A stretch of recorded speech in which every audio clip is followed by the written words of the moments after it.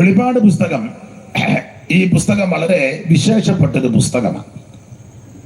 ഒരു കാലത്ത് വെളിപ്പാട് പുസ്തകം പലരും വായിക്കത്തില്ല. വെളിപ്പാട് പുസ്തകമല്ല, ബൈബിളെ വായിക്കുകയല്ലായിരുന്നു, വായിപ്പിക്കുകയല്ലായിരുന്നു. ഇപ്പൊ പിന്നെ എടുത്തോണ്ട് അപ്പുറത്തെ വീട്ടിൽ കൊണ്ടുപോയി ആ വീട്ടിൽ നിന്ന് എടുത്ത് അപ്പുറത്തെ വീട്ടിൽ കൊണ്ടുപോവുകയൊക്കെ ചെയ്യുന്നുണ്ട്. അത് തന്നെ വലിയ കാര്യം. എടുത്തോണ്ട് നടക്കുകയെങ്കിലും ചെയ്യുന്നുണ്ടല്ലോ.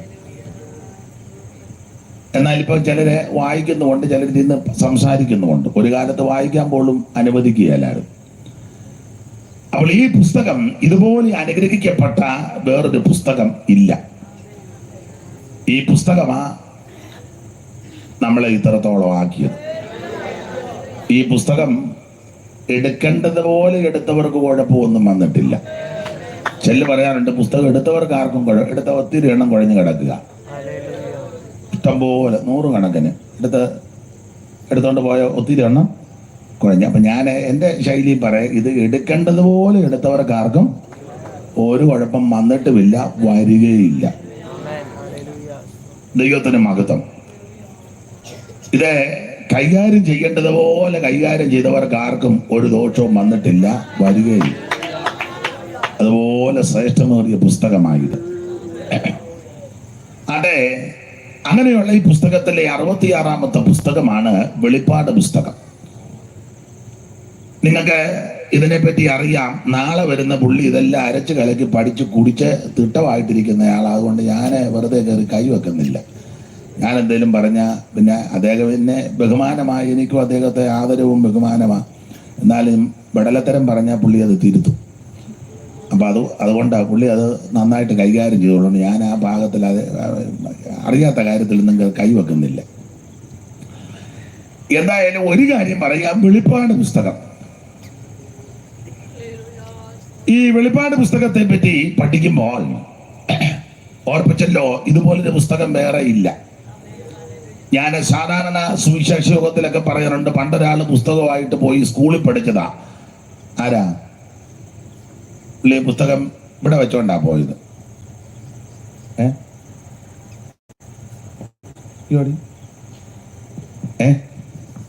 പുസ്തകം പുള്ളി ഇവിടെ വെച്ചേ. എവിടെ? ഏത് പുസ്തകമാണെന്ന് ചോദിക്കരുത്, ഈ പുസ്തകമല്ല.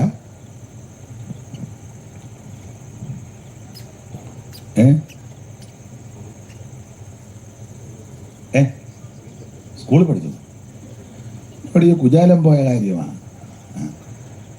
മുണ്ടിൽ പൊതിഞ്ഞ പൊതിയും മുഖ്യമായ പുസ്തകവും, മുണ്ടിൽ പൊതിഞ്ഞ പൊതിയും.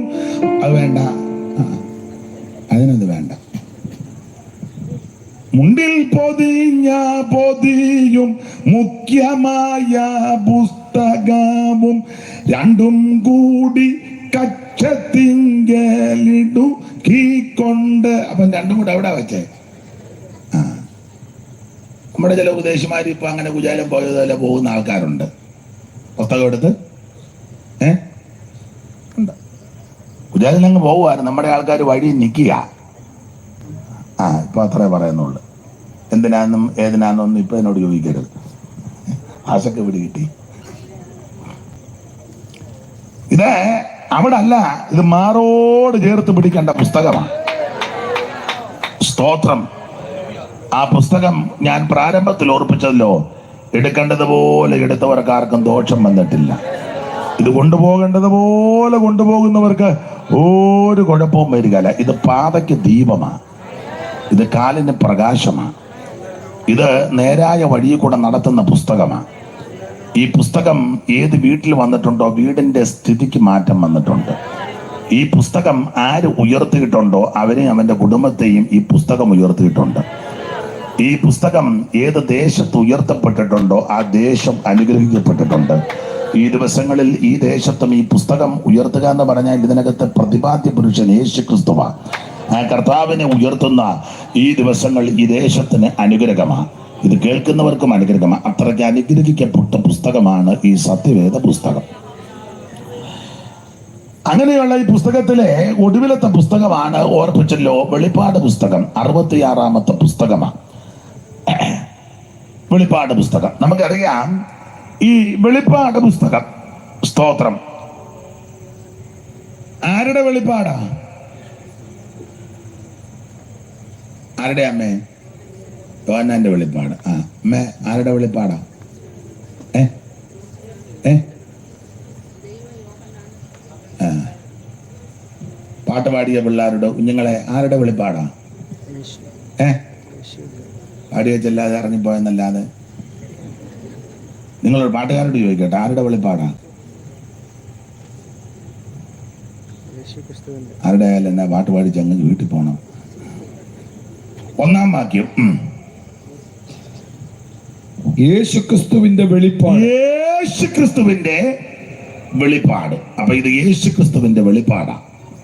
ദൈവത്തിന് മഹത്വം. ഇനി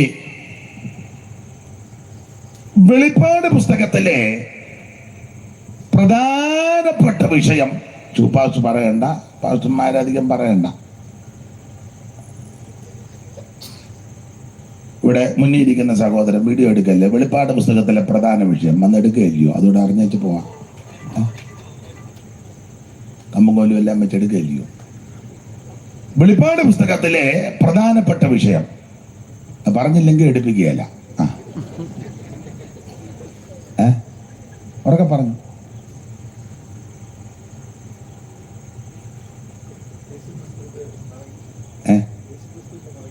വരട്ടെ, അല്ലേ ഇപ്പൊ എന്നാ ചെയ്യാനാ? അവിടെ എന്തെങ്കിലുമൊക്കെ പറഞ്ഞല്ലോ, വലിയ കാര്യം. വെളിപ്പാട് പുസ്തകത്തിലെ പ്രധാന വിഷയം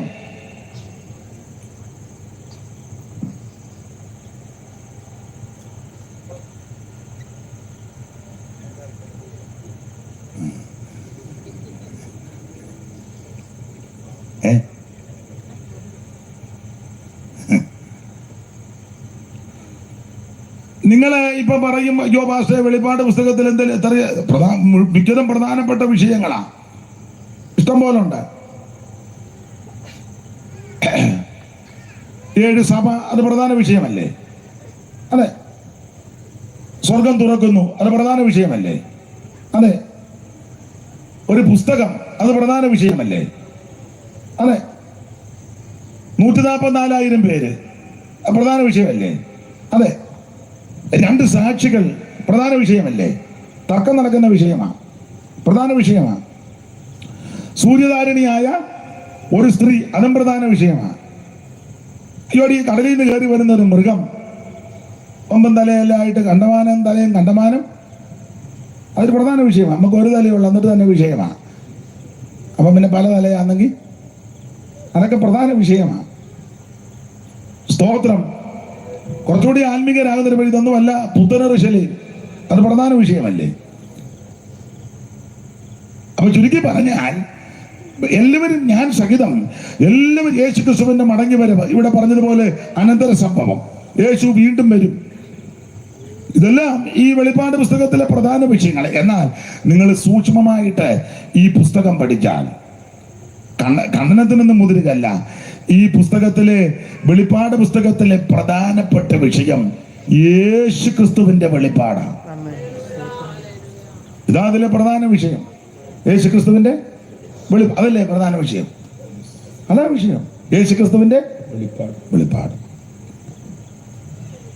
ഞങ്ങൾക്ക് വേണ്ടപ്പെട്ട ഒരു പ്രിയ അച്ചായനുണ്ട്, പാപ്പച്ചായൻ. അപ്പം ഞങ്ങൾ ഒരു ദിവസം വീട്ടിൽ ഇരുന്നപ്പം അദ്ദേഹത്തിൻ്റെ സഹധർമ്മിണി വന്ന് കുറച്ച് അച്ചാറിട്ടത് എനിക്ക് തന്നു.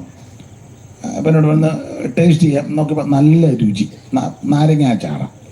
അപ്പം ഞാൻ ആ ദൈവദാസിയോട് ചോദിച്ചു, അമ്മണിമാമേ ഇത് എങ്ങനെയായിട്ട്, എന്താ ഇതിൻ്റെ നന്നായിരിക്കുന്നത് എങ്ങനെ? അപ്പോൾ പുള്ളിക്കാരി ഒരു സാധാരണ രീതി പറഞ്ഞു, പാസ്റ്റേ ഈ നാരങ്ങ അച്ചാറിന് പ്രധാനമായിട്ട് വേണ്ടത് നല്ലെണ്ണയും മുളക് പൊടി. അപ്പം പാപ്പച്ചാറിൻ്റെ പറഞ്ഞു, എടി നാരങ്ങ അച്ചാറിന് പ്രധാനമായിട്ട് നല്ലെണ്ണയും മുളക് പൊടിയല്ല, നാരങ്ങ അച്ചാറിൻ്റെ പ്രധാനം നാരങ്ങായ, അതല്ലേ ശരി? നീ നല്ലെണ്ണയും മുളക് പൊടി ഇട്ട് എന്ത് ചെയ്താലും ഇത് രുചി വരുമോ? ഇല്ല. അവൻ നാരങ്ങാച്ചാറിന് പ്രധാനം നാരങ്ങായ എന്ന് പറഞ്ഞ പോലെ വെളിപ്പാട് പുസ്തകത്തിലെ പ്രധാനപ്പെട്ട വിഷയം യേശുക്രിസ്തുവിന്റെ വെളിപ്പാടാണ്. അതാ ഇതിലെ പ്രധാന വിഷയം. ആ ക്രിസ്തുയേശുവിന്റെ വെളിപ്പാട് യോഹന്നാൻ ദർശിക്കുന്നുണ്ട്. അതാണ് 1-ാം അധ്യായത്തിന്റെ 13 മുതൽ ഇത് വായിച്ചു. 12 മുതൽ ചേർത്ത് വായിച്ചു. 12 മുതൽ. എന്നോട് സംസാരിച്ച നാദം എന്തെന്ന് കാണുവാൻ എന്നോട് സംസാരിച്ച നാദം എന്തെന്ന് കാണുവാൻ ഞാൻ തിരിഞ്ഞു. തിരിഞ്ഞപ്പോൾ 7 പൊൻനിലവിളക്കുകളെയും വിളക്കുകളുടെ നടുവിൽ നിലയങ്കി ധരിച്ച് മാറത്ത് പൊൻകച്ച കെട്ടിയവനായി മനുഷ്യപുത്രനോട് സദസ്യനായവനെയും കണ്ടു. മനുഷ്യപുത്രനോട് സദൃശനായവനെയും ഞാൻ കണ്ടു. അവന്റെ തലയും തലമുടിയും വെളുത്ത പഞ്ഞി പോലെ, അവന്റെ തലയും തലമുടിയും വെളുത്ത പഞ്ഞി പോലെ ഹിമത്തോളം വെള്ളയും, കണ്ണ് അഗ്നിജ്വാലയ്ക്കൊത്തതും. ഓടിച്ചു വായിക്കാം. കാല് ഉലയിൽ ചുട്ടുപഴിപ്പിച്ച വെള്ളോട്ടിന് സദൃശവും, അവന്റെ ശബ്ദം പെരുവെള്ളത്തിൽ ഇരച്ചിൽ പോലെയുമായിരുന്നു. അവന്റെ വലങ്കയിൽ 7 നക്ഷത്രമുണ്ട്. അവന്റെ വായിൽ നിന്ന് മൂർച്ചേറി ഇരുവായത്തിലുള്ള വാൾ പുറപ്പെടുന്നു. അവന്റെ മുഖം സൂര്യൻ ശക്തിയോടെ പ്രകാശിക്കുന്ന പോലെ ആയിരുന്നു. അവനെ കണ്ടിട്ട് ഞാൻ മരിച്ചവനെ പോലെ അവന്റെ വീണു. വെളിപ്പാട് പുസ്തകത്തിലെ പ്രധാനപ്പെട്ട മൈക്കൊരു സുഖം വരുന്നില്ല. മറ്റേ മൈക്ക് നോക്കാം. ഞാൻ ഒത്തിരി സ്ട്രൈ ചെയ്യേണ്ടി വരും. ദൈവത്തിന്റെ മഹത്വം.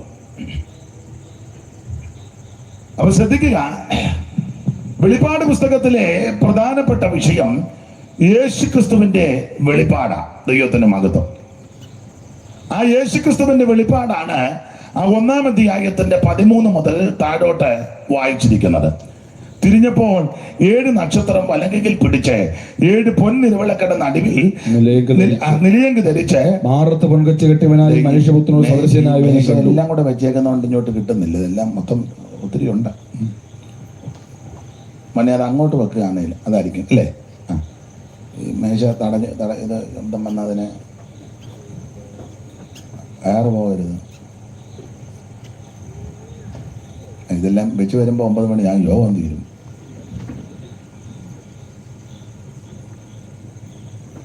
ദൈവത്തിന്റെ മകൾ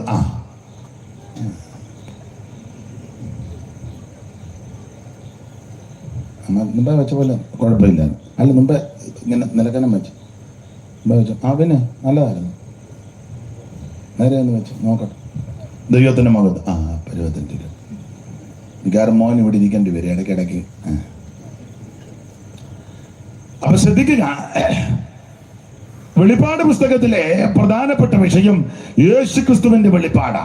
കാലുകളിലെങ്കിൽ കാച്ചി പഠിപ്പിച്ച നല്ല പിച്ചല്ലൊട്ടുമുഖാദിത്യൻ ശക്തിയോടും പ്രകാശിക്കും പോലെയും നല്ല മുടി തവളം പോലെ ഇരിക്കുന്ന ദൈവപുത്രനെ സ്തുതിപ്പിൻ യേശുദേവനെ.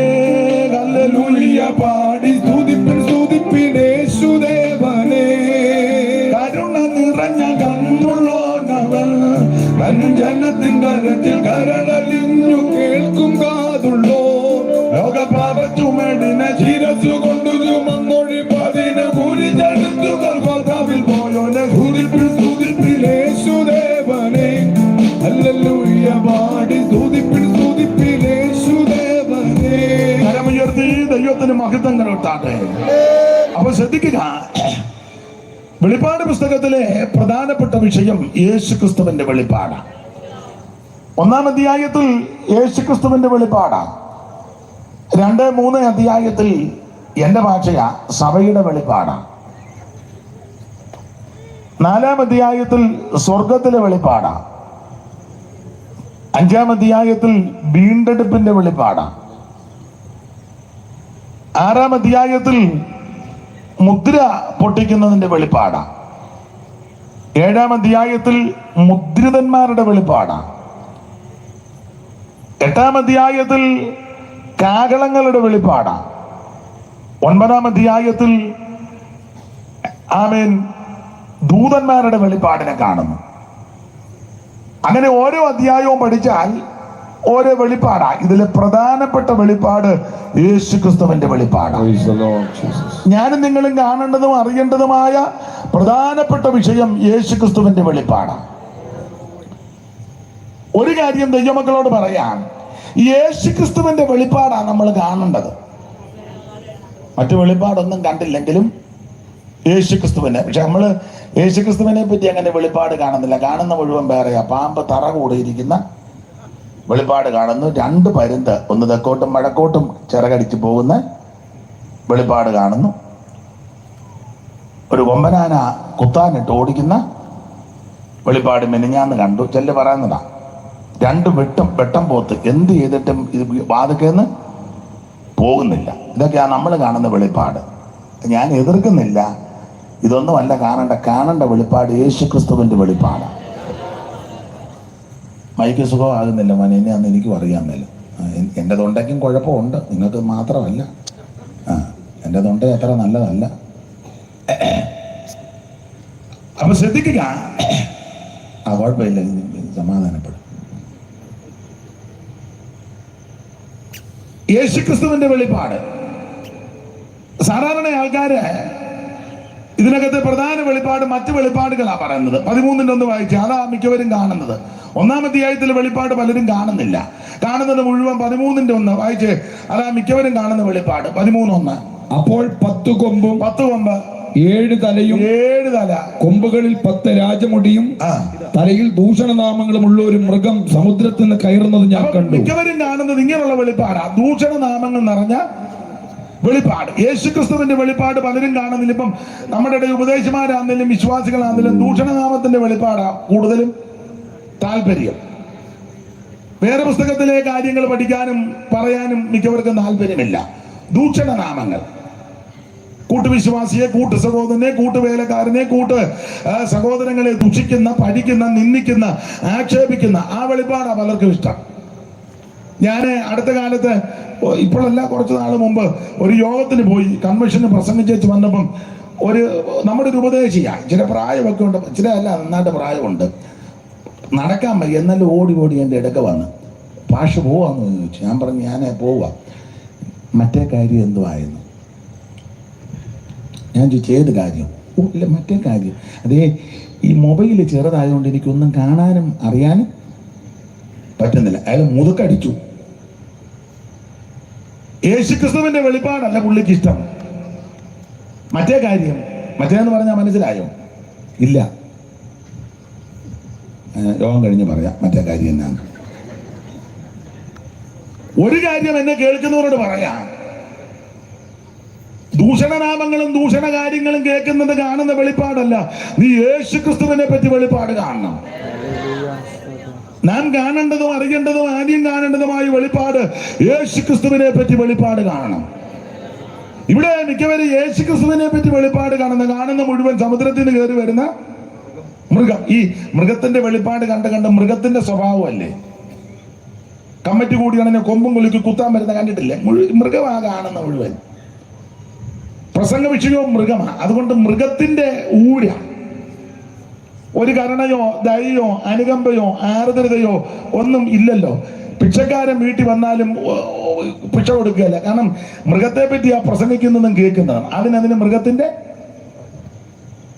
സ്വഭാവമാണ്. അതെ. പിന്നെ കാണുന്ന വെളിപ്പാട് പാമ്പിൻ്റെതാ. വായിച്ചേ 12:3. സ്വർഗത്തിൽ മറ്റൊരു അടയാളം കാണായി, 7 തലയും 10 കൊമ്പും തലയിൽ 7 രാജമുടിയുമായി തീനിറമുള്ള ഒരു മഹാസർപ്പം. തീനിറമുള്ള ഒരു പാമ്പ്, മഹാസർപ്പം. പിന്നെ കാണുന്ന വെളിപ്പാട് പാമ്പിന്. അതുകൊണ്ട് മുഴുവൻ പാമ്പിന്റെ സ്വഭാവമാണ്. പാമ്പിന്റെ സ്വഭാവം എന്നാ? നേരെ പോവുകയല്ലോ, ഇങ്ങനല്ലേ? മുഴുവൻ വളഞ്ഞ വഴിയാ. കാരണം കാണുന്ന വെളിപ്പാട് മുഴുവൻ പാമ്പിൻ്റെതാ. പാമ്പ് നേരെ, ഇന്ന് വരെ ഒരു പാമ്പ് സ്കെയിൽ ഇടിക്കും പോലെ പോകുന്ന കണ്ടിട്ടുണ്ടോ? മുഴുവൻ വളഞ്ഞ വഴിയാ. അണ്ടാ ന്യായാധിപന്മാരുടെ പുസ്തകം 5-ാം അധ്യായത്തിന്റെ 6 വായിച്ചോ? വളഞ്ഞ വഴിയെന്ന ന്യായാധിപന്മാരുടെ പുസ്തകം 5-ാം അധ്യായത്തിന്റെ 6-ാമത്തെ വാക്യം.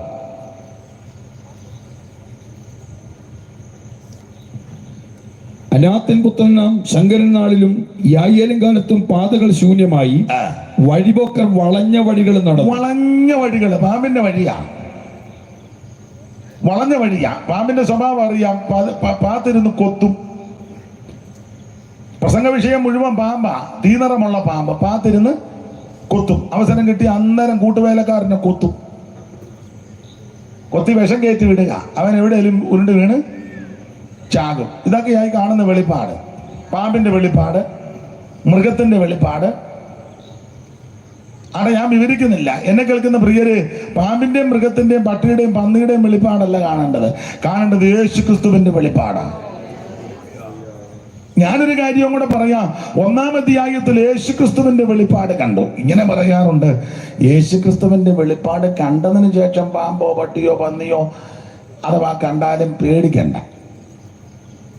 യേശുക്രിസ്തുവിന്റെ വെളിപ്പാട് കാണാതെ പാമ്പിന്റെയും പട്ടിയുടെയും പന്നിയുടെയും വെളിപ്പാടാ കാണുന്നെങ്കിൽ നീ പരുവക്കാടായി പോകും. കാണേണ്ടത് യേശുക്രിസ്തുവിന്റെ വെളിപ്പാടാണ്. നമുക്കറിയാമല്ലോ, ഡമസ്കസിന്റെ പടിക്ക് വെച്ച് ശൗല് യേശുക്രിസ്തുവിനെ കണ്ടു. ആദ്യത്തെ വെളിപ്പാടാണ് യേശുക്രിസ്തു. അതുകൊണ്ടാണ് 16-ാം അധ്യായത്തിൽ 26-ാം അധ്യായത്തിന്റെ 19-ലൊക്കെ പറഞ്ഞു, അഗ്രിപ്പാ രാജാവേ, ഞാൻ സ്വർഗീയ ദർശനത്തിന് അനുസരണക്കേട് കാണിച്ചില്ല. പൗലോസിന് ലഭിച്ച ആദ്യത്തെ വെളിപ്പാട് യേശുക്രിസ്തുവിന്റെ വെളിപ്പാടാണ്. അത് ഡമസ്കസിന്റെ പടിക്ക് വെച്ച് നട്ടുച്ച നേരത്ത് സൂര്യനേക്കാൾ കവിഞ്ഞൊരു പ്രകാശത്തിന് ഹിതപ്പെട്ടെന്ന ആമേൻ. അങ്ങനെ യേശുക്രിസ്തുവിനെ കണ്ടു. നീ ആരാകുന്ന കർത്താവേ എന്ന് ചോദിച്ചു. നീ ഉപദ്രവിക്കുന്ന നസറായനാകുന്ന യേശുവാ ഞാൻ. യേശുക്രിസ്തുവിന്റെ വെളിപ്പാട് കണ്ട് യേശുക്രിസ്തുവിനെ കണ്ടു കഴിഞ്ഞപ്പോൾ തന്നെ സ്വഭാവം മാറി. നമ്മൾ ഈ പാമ്പിന്റെ മൃഗത്തിന്റെ എല്ലാം വെളിപ്പാട് കണ്ട് മിക്കവർക്കും പാമ്പിന്റെ മൃഗത്തിന്റെ സ്വഭാവമാണ്. അതെ, പാമ്പ് ചുറ്റും പോലെ ചുറ്റും, മൃഗത്തിന്റെ ഊരാ മിക്കവർക്ക് കാണുന്നല്ല ഇതാ. പക്ഷെ യേശുക്രിസ്തുവിന്റെ വെളിപ്പാട് കാണണം. യേശുക്രിസ്തുവിനെ കണ്ടു കഴിഞ്ഞാൽ സ്വഭാവം മാറും. ഞാൻ വിവരിക്കുന്നില്ല. 9-ാം അധ്യായത്തിൽ യേശുക്രിസ്തുവിനെ പൗലോസ് ദർശിച്ചു. ആ പൗലോസിന്റെ അല്ലെങ്കിൽ ശൗലിന്റെ നേരത്തെ ജീവിതം ഈ മാർഗക്കാരെ കണ്ടാൽ കൊല്ലാൻ നടന്നവനാ. ഈ മാർഗക്കാരെ കണ്ടാൽ കൊല്ലാൻ നടന്ന ശൗൽ കർത്താവിന്റെ ശിഷ്യന്മാരുടെ നേരെ ഭീഷണിയും കൊലയും വിശ്വസിച്ചുകൊണ്ട് മഹാപുരോഹിതന്റെ അടുക്കൽ ചെന്ന്, ദമസ്കോസിൽ ഈ മാർഗക്കാരായ വല്ല പുരുഷന്മാരെയോ സ്ത്രീകളെയോ കണ്ടാൽ അവരെ പിടിച്ചു കെട്ടി യെരൂശലേമിലേക്ക് കൊണ്ടുവരുവാൻ തക്കവണ്ണം അവിടുത്തെ പള്ളികൾക്ക് അവനോട് അധികാരപത്രം വാങ്ങി. ചുരുക്കി പറഞ്ഞാൽ, ഈ മാർഗക്കാരാകുന്ന ഏത് പുരുഷനെയും സ്ത്രീയെയും കണ്ടാൽ പിടിച്ചു കെട്ടി അവരെ വകവരുത്താൻ പദ്ധതിയിട്ട് ഭാവിച്ച് നടന്നവനാ ശൗല്. എന്നാൽ ഡമസ്കസിന്റെ പടിക്ക് വെച്ച് യേശുക്രിസ്തുവിനെ ദർശിച്ചു കഴിഞ്ഞപ്പോൾ സ്വഭാവം മാറി. ഈ മാർഗക്കാരെ കൊല്ലാൻ നടന്നവൻ യേശുവിനെ കണ്ടു കഴിഞ്ഞപ്പോൾ ആ 9-ാം അധ്യായത്തിലുണ്ട്, ഈ മാർഗക്കാരുടെ കൂടെ താമസിക്കാൻ തുടങ്ങി. അതാ യേശുക്രിസ്തുവിന്റെ വെളിപ്പാടിന്റെ വിശേഷത. ഈ മാർഗക്കാരെ കൊല്ലാൻ നടന്നവൻ യേശുവിനെ കണ്ടു കഴിഞ്ഞപ്പോൾ ഈ മാർഗക്കാരുടെ കൂടെ താമസിച്ചു. അവിടെ 19-ാം വാക്യത്തിലാണെന്ന്, അവൻ ദമസ്കസിലുള്ള ശിഷ്യന്മാരോട് കൂടെ കുറെ നാൾ പാർത്തെന്ന. അവൻ ദമസ്കസിലുള്ള ശിഷ്യന്മാരുടെ കൂടെ കുറെ നാൾ പാർത്തു. മതി കണ്ടോ, ശിഷ്യന്മാരെന്ന് ഉദ്ദേശിച്ചത് വിശ്വാസികളാ. ഈ മാർഗക്കാരെ കൊല്ലാൻ നടന്നവനാ. പക്ഷെ യേശുവിനെ കണ്ടു കഴിഞ്ഞപ്പോൾ ഈ മാർഗക്കാരുടെ കൂടെ പാർക്കുക. നിന്നെ കാണും ജനങ്ങൾക്കു പിന്നെ ദുഃഖമൊന്നുമില്ല, നിന്നെ കാണും ജനങ്ങൾക്ക് പിന്നെ ദുഃഖമൊന്നുമില്ല.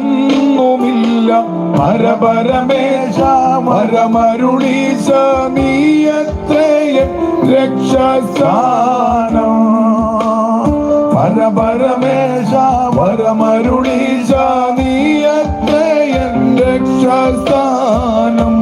അപ്പൊ ശ്രദ്ധിക്കുക, ഞാൻ പാടുകയും ഇവര് ഇത് ചെയ്യുകയും കൂടെ ചെയ്യുമ്പം ഇത് കുറയുന്നു. ഞാൻ പറയുമ്പോൾ കുഴപ്പമില്ല, എനിക്കിതൊന്നും പറയാൻ അറിയാൻ മേല, അത് ഗുണമായി. അപ്പൊ ശ്രദ്ധിക്കുക, ഈ മാർഗക്കാരെ കൊല്ലാൻ നടന്നവനാ. യേശുക്രിസ്തുവിനെ കണ്ടു കഴിഞ്ഞപ്പോൾ ഈ മാർഗക്കാരുടെ കൂടെ പാർത്തു, താമസിച്ചു. അതായത് ഈ മാർഗത്തിന്റെ വിശേഷത.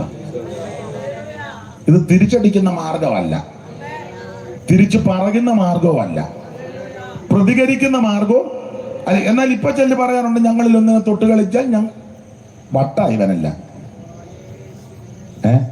നിങ്ങൾ കേട്ടിട്ടില്ലല്ലോ? കേട്ടില്ലേ? ഭ്രാന്താന്ന്. ഇത് തിരിച്ചടിക്കുന്ന മാർഗമല്ല, പ്രതികരിക്കുന്ന മാർഗമല്ല, എതിർക്കുന്ന മാർഗമല്ല. ഈ മാർഗത്തിന്റെ വിശേഷത ഇവിടെ അടിച്ചാൽ ഇവിടെ കാണിക്കുന്ന മാർഗമാണ്. അതാ ഈ മാർഗം.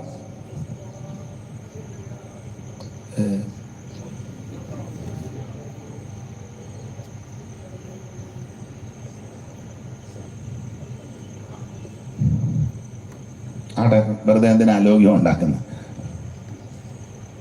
അപ്പൊ ശ്രദ്ധിക്കുക, ഈ മാർഗക്കാരെ കൊല്ലാൻ നടന്നവനാ. യേശുവിനെ കണ്ടു കഴിഞ്ഞപ്പോൾ ഈ മാർഗക്കാരുടെ കൂടെ താമസിക്കാൻ തുടങ്ങി. ഞാനിങ്ങനെ ഭാഗം പറയുന്നത്, ഈ മാർഗക്കാരെ ഇഷ്ടമല്ല, ഈ പ്രാർത്ഥിക്കുന്നതിനെതിരായിരുന്നു. പ്രാർത്ഥിക്കുന്നവരെ കൊല്ലാൻ നടന്നവനാ. വീട് തോറും കയറി ഉപദ്രവിച്ചെന്നാ അടുത്ത്, അങ്ങനെയല്ലയോ? ശൗല് വീട് തോറും കയറി, അങ്ങനെ ഒരു വാക്യമുണ്ട് 8-ാം അധ്യായത്തിന്റെ 3-ാം വാക്യത്തിലല്ലയോ, വീട് തോറും. എന്നാൽ ശൗൽ വീട് തോറും ചെന്ന് പുരുഷന്മാരെയും സ്ത്രീകളെയും വീട് തോറും പ്രാർത്ഥിക്കുന്നവരുടെ വീട് തോറും കയറി ഉപദ്രവിച്ചവനാ.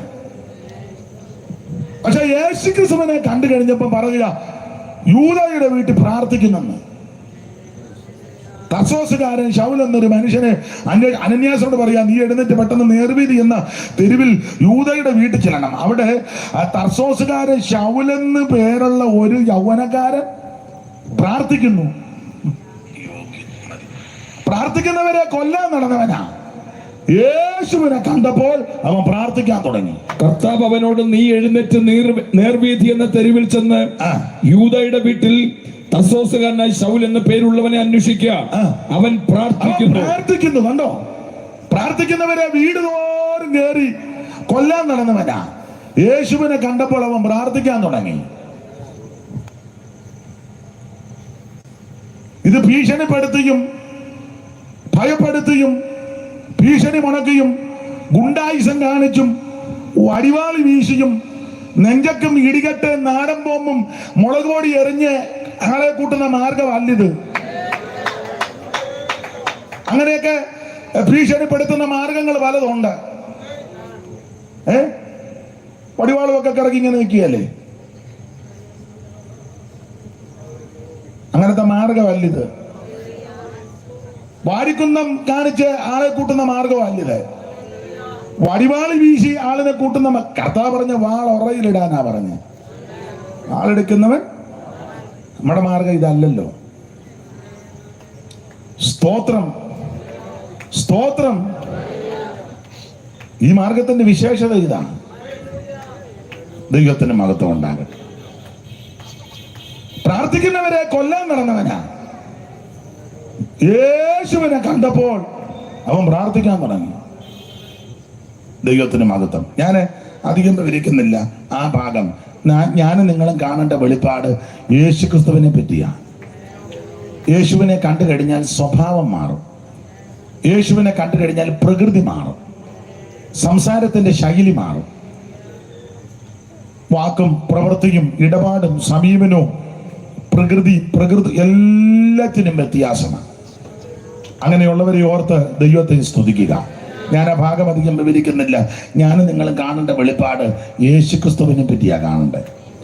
അത് എടുത്ത വിഷയത്തിലേക്ക് 1-2 കാര്യങ്ങൾ ഓർപ്പിച്ച് ഇന്ന് രാത്രിയിലെ മെസ്സേജ് അവസാനിപ്പിക്കുവാൻ കർത്താവ് ശരണപ്പെടുകയാണ്. 5-ാം അധ്യായത്തിന്റെ 9-ാമത്തെ തിരുവെടുത്ത നമ്മൾ ഇന്ന് രാത്രിയിലെ ചിന്തയ്ക്ക് വായിച്ചത് ഒരിക്കൽ കൂടി വായിച്ചത്, പുസ്തകം വാങ്ങുവാനും അതിന്റെ മുദ്ര പൊട്ടിപ്പാനും നീ യോഗ്യൻ. പുസ്തകം വാങ്ങുവാനും അതിന്റെ മുദ്ര പൊട്ടിക്കുവാനും നീ യോഗ്യൻ. വെളിപ്പാട് പുസ്തകം 5-ാം അധ്യായം. ഞാൻ ഓർപ്പിച്ചല്ലോ, 1-ാം അധ്യായത്തിൽ യേശുക്രിസ്തുവിന്റെ വെളിപ്പാടാണ്. പത്മോസ് എന്ന ദ്വീപിൽ യോഹന്നാൻ അപ്പോസ്തലൻ നാട് കടത്തപ്പെട്ടു. കറുത്ത ദിവസത്തിൽ ആത്മവിവശനായി. ഈ ആത്മവിവശത എന്ന് പറഞ്ഞ അനങ്ങാതെ കവന്ന് കിടക്കുന്നതല്ല. ചുമ്മാ നിൽക്കുന്ന തള്ളയെ താടി താഴെ ഇട്ട് ചവൻ കാറെ കയറി പോയി തള്ള അവിടെ മലന്ന് കിടക്കുക, അതൊന്നുമല്ല ആത്മവിവശത. അങ്ങനെയുള്ള ഒത്തിരി ബിരുദന്മാരുണ്ട്. അവർക്ക് ഓരോ ട്രിക്കുകളുണ്ട്. അല്ലെ, അവിടെ ഉരുണ്ട് വീണ്ട് കടന്ന് ഭർത്താവ് പോകുന്നുമില്ല, ഇതിനെ കൊണ്ട് പോവുകയും ചെയ്യണം. വയ്യാവില്ല എന്തെങ്കിലും ചിലതിനെ കൊണ്ട് പോയേ ഒക്കുള്ളൂ. അല്ല, നമുക്ക് നിൽക്കുക. ഓട്ടോക്കാരൻ നിൽക്കുക, അവൻ്റെ കാശ് കൊടുക്കാതെ യോഗത്തിന് വന്നത്, അവന് നിൽക്കുക. പിന്നെ വെള്ളമൊക്കെ കുടഞ്ഞൊരു തരത്തിൽ ആ തള്ളയെടുത്ത് കൊണ്ടുപോകുന്നത്, അതൊന്നും അല്ല ആത്മവിവശത. ഉരുണ്ട് വീഴുന്നതോ കുരയ്ക്കുന്നതോ ചിരിക്കുന്നതോ കവന്ന് കിടക്കുന്നതൊന്നും അല്ല ആത്മവിവശത. ഞാൻ ആ ഭാഗത്തേക്ക് പോകുന്നില്ല, വിഷയമല്ലാത്ത കൊണ്ടാണ്. ഇപ്പം അതിനൊക്കെ അനുകൂലിക്കുന്ന ആൾക്കാരും ഉണ്ട്, നമ്മുടെ ഇടയിലും ഉണ്ട്. ഇല്ലയോ എന്നാ ചോദിക്കുന്നത്? ഉണ്ടടോ, നമ്മൾ ഉദ്ദേശിക്കുന്നതല്ല. ആ ഭാഗത്തേക്ക് പോകുന്നില്ല, വെറുതെ എന്തിനാ ഒരു അഭിപ്രായം എന്നാ സങ്കടപ്പെട്ട് നോക്കുന്നേ? ഓ, നമ്മളതിൻ്റെ ആളാന്ന് തോന്നുന്നു, അല്ലല്ലോ. അപ്പൊ ചുരുക്കി പറഞ്ഞാൽ യോഹന്നാൻ കർത്ത ദിവസത്തിൽ ആത്മവിവശനായി. ആത്മവിവശനായി കഴിഞ്ഞാൽ ബോധം പോകുകയല്ല, ബോധം ഉണ്ടാകുക. അതല്ലേ വാക്യം, നീ കാണുന്നത്. അപ്പൊ കാണുവേ, ഒരു പുസ്തകമാണെന്ന് മനസ്സിലാകുവേ, പിന്നെ എഴുതണം. അപ്പൊ മനസ്സിലാണ്, ബോധം വരിക, ബോധം പോവുകയല്ല. നീ കാണുന്നത് ഒരു പുസ്തകത്തിൽ എഴുതി Ephesus, Smyrna, Pergamos, തുയതൈര, Sardis, Philadelphia, ലവോദിക്ക എന്ന 7 സഭകൾക്ക് എഴുതുക എന്ന് കാകളത്തൊരു ശബ്ദം എൻ്റെ പിറകിൽ കേട്ടു. അപ്പൊ കേൾക്കും, കാണും, ഓർക്കും, എഴുതും, അറിയും. ഇതൊക്കെ ആത്മവിശുദ്ധ സംഭവിക്കും. എന്നാൽ ഇന്ന് ആത്മവിശുദ്ധയാണെന്നും പറഞ്ഞ് കുറെ വട്ടന്മാരെല്ലാം കൂടെ നേരെ നിൽക്കുന്ന പെണ്ണുങ്ങളെയെല്ലാം ചില സഹോദരന്മാരെയും തള്ളി തറയിലിട്ടേച്ച് അല്ലെങ്കിൽ കാണുന്നുമില്ല, കേൾക്കുന്നുമില്ല, ബോധവുമില്ല, വെളിവുമില്ല, വെള്ളിയാഴ്ചയില്ല. ഇവനെല്ലാം മട്ട. പിന്നെ മൈക്കെല്ലാം അങ്ങ് ദൂരെ വെച്ചുകൊണ്ട് ഞാൻ അങ്ങ് അടങ്ങുകയല്ലേ. നമ്മൾ ഈ കാണുന്നതും കേൾക്കുന്ന നല്ല ആത്മവിവശത. അപ്പൊ 1-ാം അധ്യായത്തിൽ യോഹന്നാൻ കർത്ത ദിവസത്തിൽ ആത്മവിവശനായി.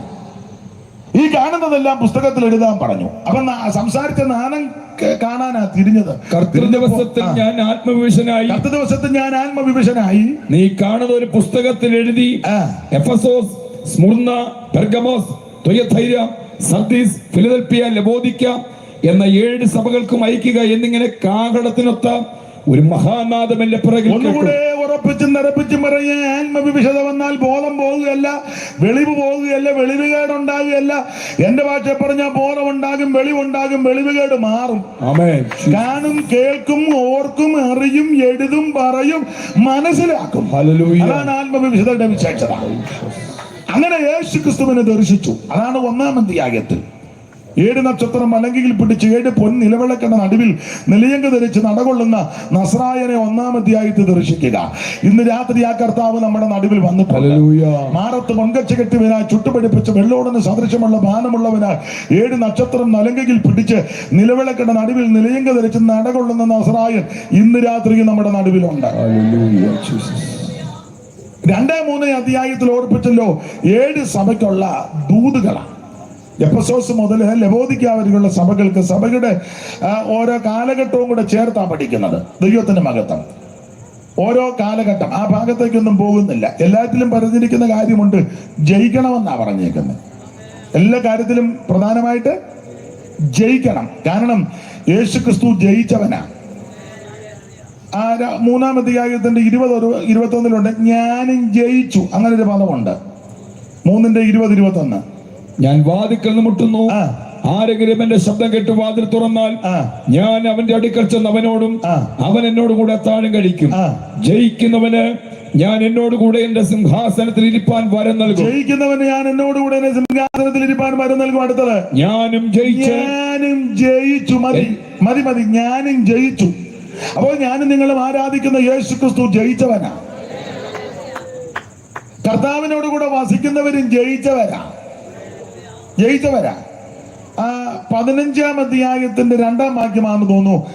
ജയിച്ചവർ എന്നൊരു പദമുണ്ട്. 15:2 ജയിച്ചവർ.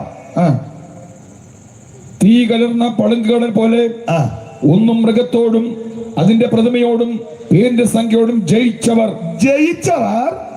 ദൈവത്തിന്റെ വീണകൾ പിടിച്ചുകൊണ്ട് ജയിച്ചവരാ വീണ പിടിച്ച് പളുങ്കടലിനരികെ നിൽക്കുന്നതും ഞാൻ കണ്ടു. അപ്പൊ ജയിച്ചവര് നമ്മുടെ കർത്താവ് ജയിച്ചവനാ.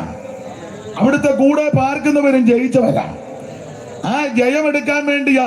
നമുക്ക് സ്വയശക്തി കൊണ്ട് ജയിക്കാനൊക്കത്തില്ല, ദൈവകൃപയാലേ ജയിക്കാൻ പറ്റൂ.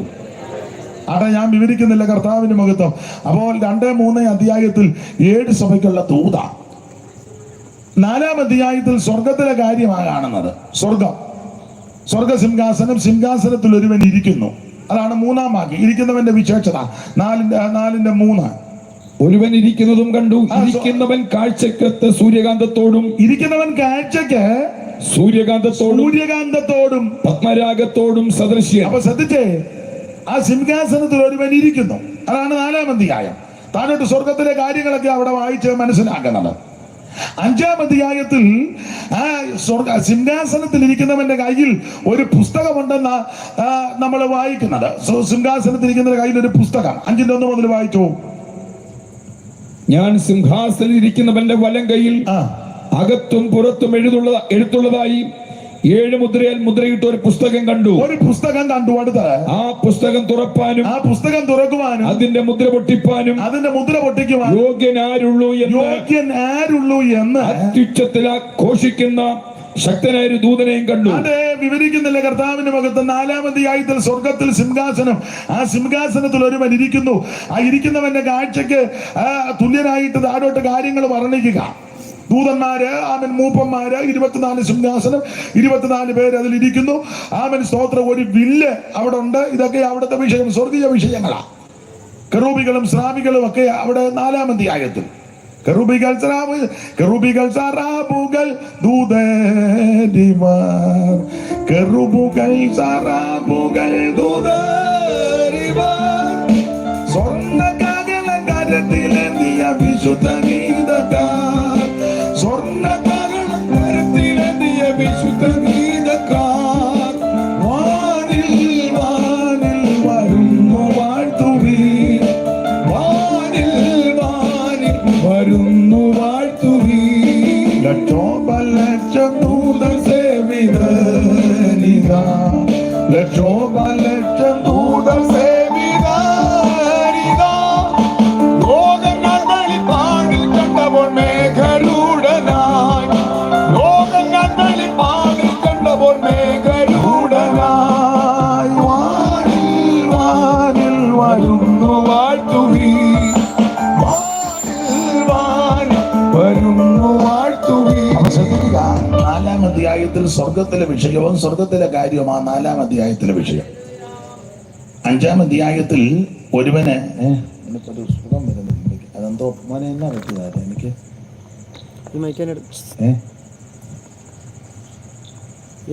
എനിക്ക് ഒന്നാമത് തൊണ്ടയും പോയി കിടക്കുക.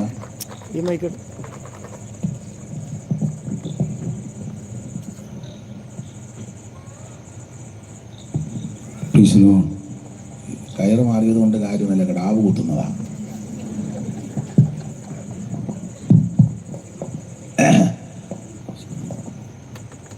അപ്പൊ ശ്രദ്ധിക്കുക. ഇത് നിൽക്കട്ടെ. അത് ഇത് ഈ എന്തുവാ അതിന് പറയുന്ന മോനെ, ഇതിന്റെ പേരിന് ഇത് കുത്തുന്നിടത്തെല്ലാം ഇതാ പരിപാടി. ഒരു സ്ഥലത്തല്ല, നമ്മൾ അവിടെ ചെന്നപ്പോൾ അതും ഇതുമായിരുന്നു. അതിൽ മോൻ ഇത്ര അടുത്തിരിക്കുന്നതുകൊണ്ട് വലിയ കുഴപ്പമില്ല. ഇന്നിപ്പം നമുക്കിങ്ങനെ നോക്കാം. ദൈവത്തിന് മഹത്വം. എന്നും ഇതില്ലയോ തൊണ്ടയ്ക്ക് പ്രയാസം.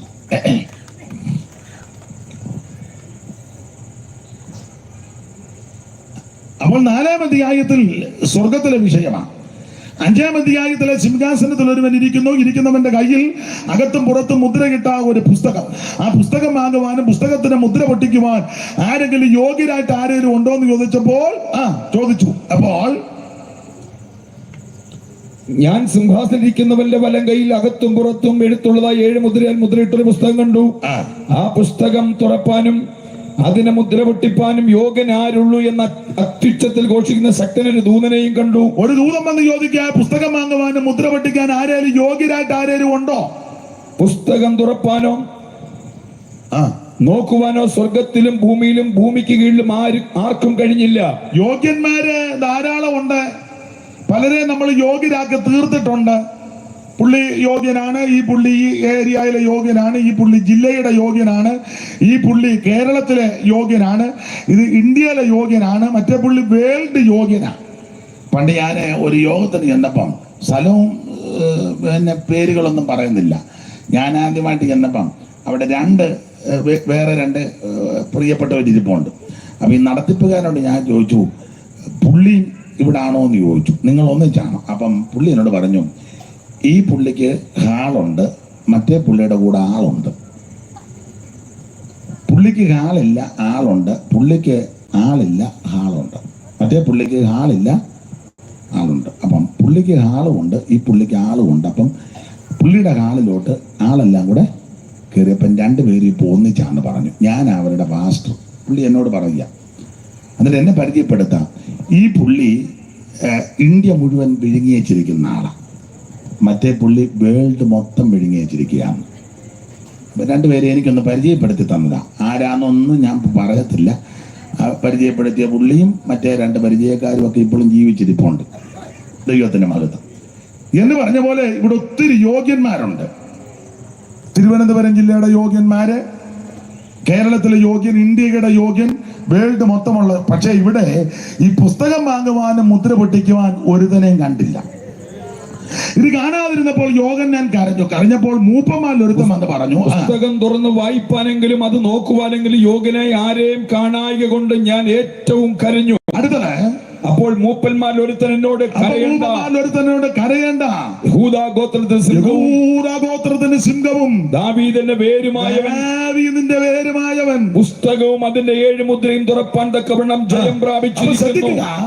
ഇതാണ് 5-ാം അധ്യായത്തിലെ വിഷയം. പുസ്തകം വാങ്ങി മുദ്ര പൊട്ടിക്കുവാൻ യോഗ്യനായ ഒരുവൻ രംഗത്ത് വരികയാ. ആ രംഗത്ത് വരുന്നവനെ പറ്റിയാണ് 9-ാമത്തെ വാക്യം നമ്മൾ കുറുവാക്യമായിട്ട് ഇന്ന് രാത്രി വായിച്ചത്. ഒന്നുകൂടെ വായിക്കാം. പുസ്തകം വാങ്ങുവാനും അതിന്റെ മുദ്ര പൊട്ടിക്കുവാനും നീ യോഗ്യൻ. ദൈവത്തിന് മഹത്വം. ആരെ പറ്റിയാ ഇത് പറയുന്നത്? 5-ാം അധ്യായം പഠിപ്പിക്കുമ്പോൾ ആ യോഗ്യൻ ആരാന്ന് ചോദിച്ചാൽ ഒരു കുഞ്ഞാടിനെയാ അവിടെ പരാമർശിക്കുന്നത്. 8-ാം വാക്യത്തിന്റെ ഒടുവിലാണെങ്കിൽ 8-ാം വാക്യം മൊത്തം വായിച്ചോ. 8. പുസ്തകം വാങ്ങിയപ്പോൾ 4 ജീവികളും, പുസ്തകം വാങ്ങിയപ്പോൾ 4 ജീവികളും 24 മൂപ്പന്മാരും ഓരോരുത്തൻ വീണയും വിശുദ്ധന്മാരുടെ പ്രാർത്ഥന എന്ന ധൂപവർഗം നിറഞ്ഞ പൊൻകലശവും പിടിച്ചുകൊണ്ട് കുഞ്ഞാടിന്റെ മുൻപാകെ വീണു. അപ്പോൾ ആ കുഞ്ഞാടിനെ പറ്റിയാണ് 9-ാം വാക്യത്തിൽ പറയുന്നത്, നീ യോഗ്യൻ. ഇന്ന് രാത്രി അതിനോട് അടിസ്ഥാനപ്പെട്ട് 1-2 കാര്യങ്ങൾ വേഗത്തിൽ ചിന്തിക്കുക. കുഞ്ഞാടേ, നീ യോഗ്യൻ. ഈ വേദപുസ്തകത്തിൽ യേശു ക്രിസ്തുവിനെ കുഞ്ഞാടെന്നും ദൈവ കുഞ്ഞാടെന്നും അറുക്കപ്പെട്ട കുഞ്ഞാടെന്നും ലോകസ്ഥാപനം മുതൽ ഇറക്കപ്പെട്ട കുഞ്ഞാടെന്നൊക്കെ അലങ്കാര ഭാഷയിൽ സന്ദർഭോചിതമായിട്ട് വിഷയാധിഷ്ഠിതമായി യേശു ക്രിസ്തുവിനെ വെളിപ്പെടുത്തിയിട്ടുണ്ട്. ഇന്ന് രാത്രി അങ്ങനെയുള്ള 1-2 കാര്യങ്ങൾ വചനത്തിന്റെ അടിസ്ഥാനത്തിൽ നമുക്ക് ചിന്തിക്കാം. ഈ കുഞ്ഞാട് ആരെന്ന് ചോദിച്ചാൽ മറ്റാരുമല്ല, യേശു ക്രിസ്തുവാകുന്ന ദൈവ കുഞ്ഞാടാ. കുഞ്ഞാട്ടിൻ തീരു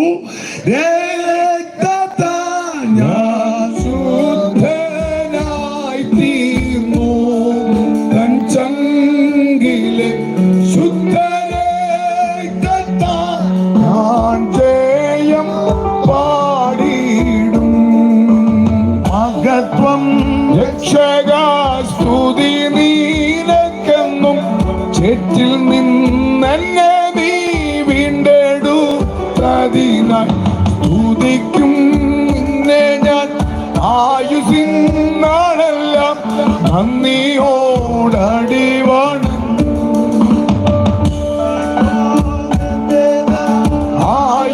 ആയുസിനാണെല്ലാം നന്ദിയോടടിവാണ്. അപ്പൊ ശ്രദ്ധിക്കുക, യേശു ക്രിസ്തുവാകുന്ന ദൈവ കുഞ്ഞാട്. 1-2 കാര്യങ്ങൾ വചനത്തിൽ നിൽക്കുക. ഈ കുഞ്ഞാടിന്റെ വിശേഷത, ആമേൻ, സ്തോത്രം. ഇന്ന് രാത്രി 1-2 കാര്യങ്ങൾ പറയാനുള്ളൂ. 1, ലോകപാപം ചുമക്കുന്ന ദൈവ കുഞ്ഞാട്.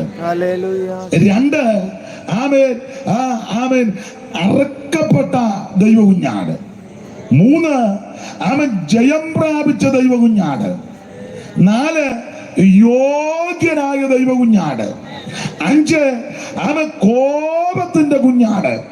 6, വേളി കഴിക്കാൻ വരുന്ന കുഞ്ഞാട്. 7, അവൻ വിളക്കാകുന്ന കുഞ്ഞാട്. 8, സിംഹാസനസ്ഥനായ കുഞ്ഞാട്.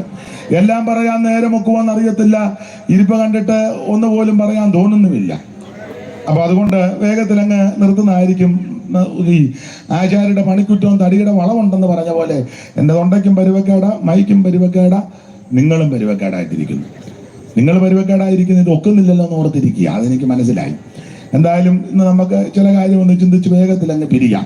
അപ്പോൾ ഈ കുഞ്ഞാടിന്റെ പ്രത്യേകത, ഉൽപ്പത്തി പുസ്തകം മുതൽ അങ്ങോട്ട് പഠിച്ചാൽ ഒരു കുഞ്ഞാടിനെ നമ്മൾ ദർശിക്കുന്നുണ്ട്. ഉൽപ്പത്തി പുസ്തകം 3-ാം അധ്യായത്തിൽ ഒരു ആട് അറക്കപ്പെട്ടതിൻ്റെത് കൊണ്ടാണല്ലോ ആമൻ തോലുടിപ്പിച്ചെന്ന് 3-ാം അധ്യായത്തിന്റെ ഒടുവിൽ നമ്മൾ വായിക്കുന്നത്. 3-ാം അധ്യായത്തിന്റെ ഒടുവിലത്തെ ഭാഗത്തിലുണ്ടല്ലോ, ആദമിനും ഹവ്വായിക്കും ദൈവം, ആമൻ, സ്തോത്രം, അവരെ തോലുടിപ്പിച്ച് എന്ന് ഒരു പദമുണ്ടല്ലോ. ഒന്ന് വായിച്ചേര്. 3-ാം അധ്യായത്തിന്റെ ഒടുവിൽ എടുത്ത് ദൈവദാസന്മാരൊന്ന് വായിച്ച് സഹായിച്ചാട്ടെ.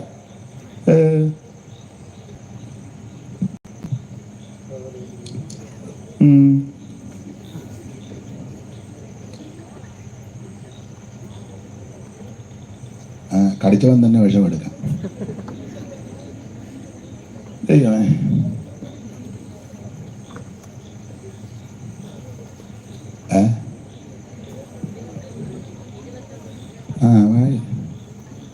ഇരുപത്തൊന്നാം വാക്യം വായിരേ, 3:21. യഹോവയായ ദൈവം ആദാമിനും അവന്റെ ഭാര്യയ്ക്കും തോൽ കൊണ്ട് ഉടുപ്പുണ്ടാക്കി അവരെ ഉടുപ്പിച്ചു. യഹോവയായ ദൈവം. ഈ മൈക്ക് വേണേ പാസ് കൊടുത്തിരുന്ന ആരാ വായിച്ചു? ഇവിടെ ആരാണ്ടോ വായിച്ചു? പാസ്സാണോ വായിച്ചു? വായിച്ചു. മൈക്ക് ഒന്നുകൂടെ വായിക്കാം. യഹോവയായ ദൈവം ആദാമിനും അവന്റെ ഭാര്യയ്ക്കും അവന്റെ ഭാര്യയ്ക്കും തോൽ കൊണ്ട് ഉടുപ്പുണ്ടാക്കി അവർ ഉടുപ്പിച്ചു. തോൽ കൊണ്ടൊരു ഉടുപ്പ് ഇല്ല, തള്ള ഒരു ഉടുപ്പുണ്ടാക്കി. എന്തുകൊണ്ടാ?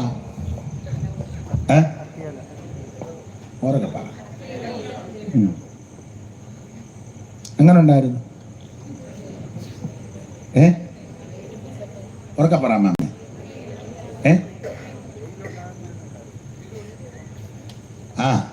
ഉച്ചയായപ്പം ശരീരഭാഗം കാണാൻ തുടങ്ങി. മനസ്സിലായില്ല. പിന്നെ ഉച്ച വരെ വലിയ കുഴപ്പം. അമ്മാമ്മയ്ക്കൊരു മെടി, അച്ഛനൊരു ബർമുടയും ഒക്കെ. അമ്മാമ്മ ആദ്യത്തെ ഈ തയ്യൽ മെഷീൻ അമ്മാമ്മയാ. അതായിരിക്കും നമ്മുടെ സഭക്കാരെല്ലാം തയ്യൽ മെഷീൻ കൊടുക്കുന്നത്. ഇപ്പൊ അങ്ങനെ കൊടുക്കുന്നില്ല. പണ്ട് പെന്തിക്കോസുകാരെല്ലാം സഭയിലൊക്കെ ചിലക്ക് തള്ള തുടങ്ങിയതാ.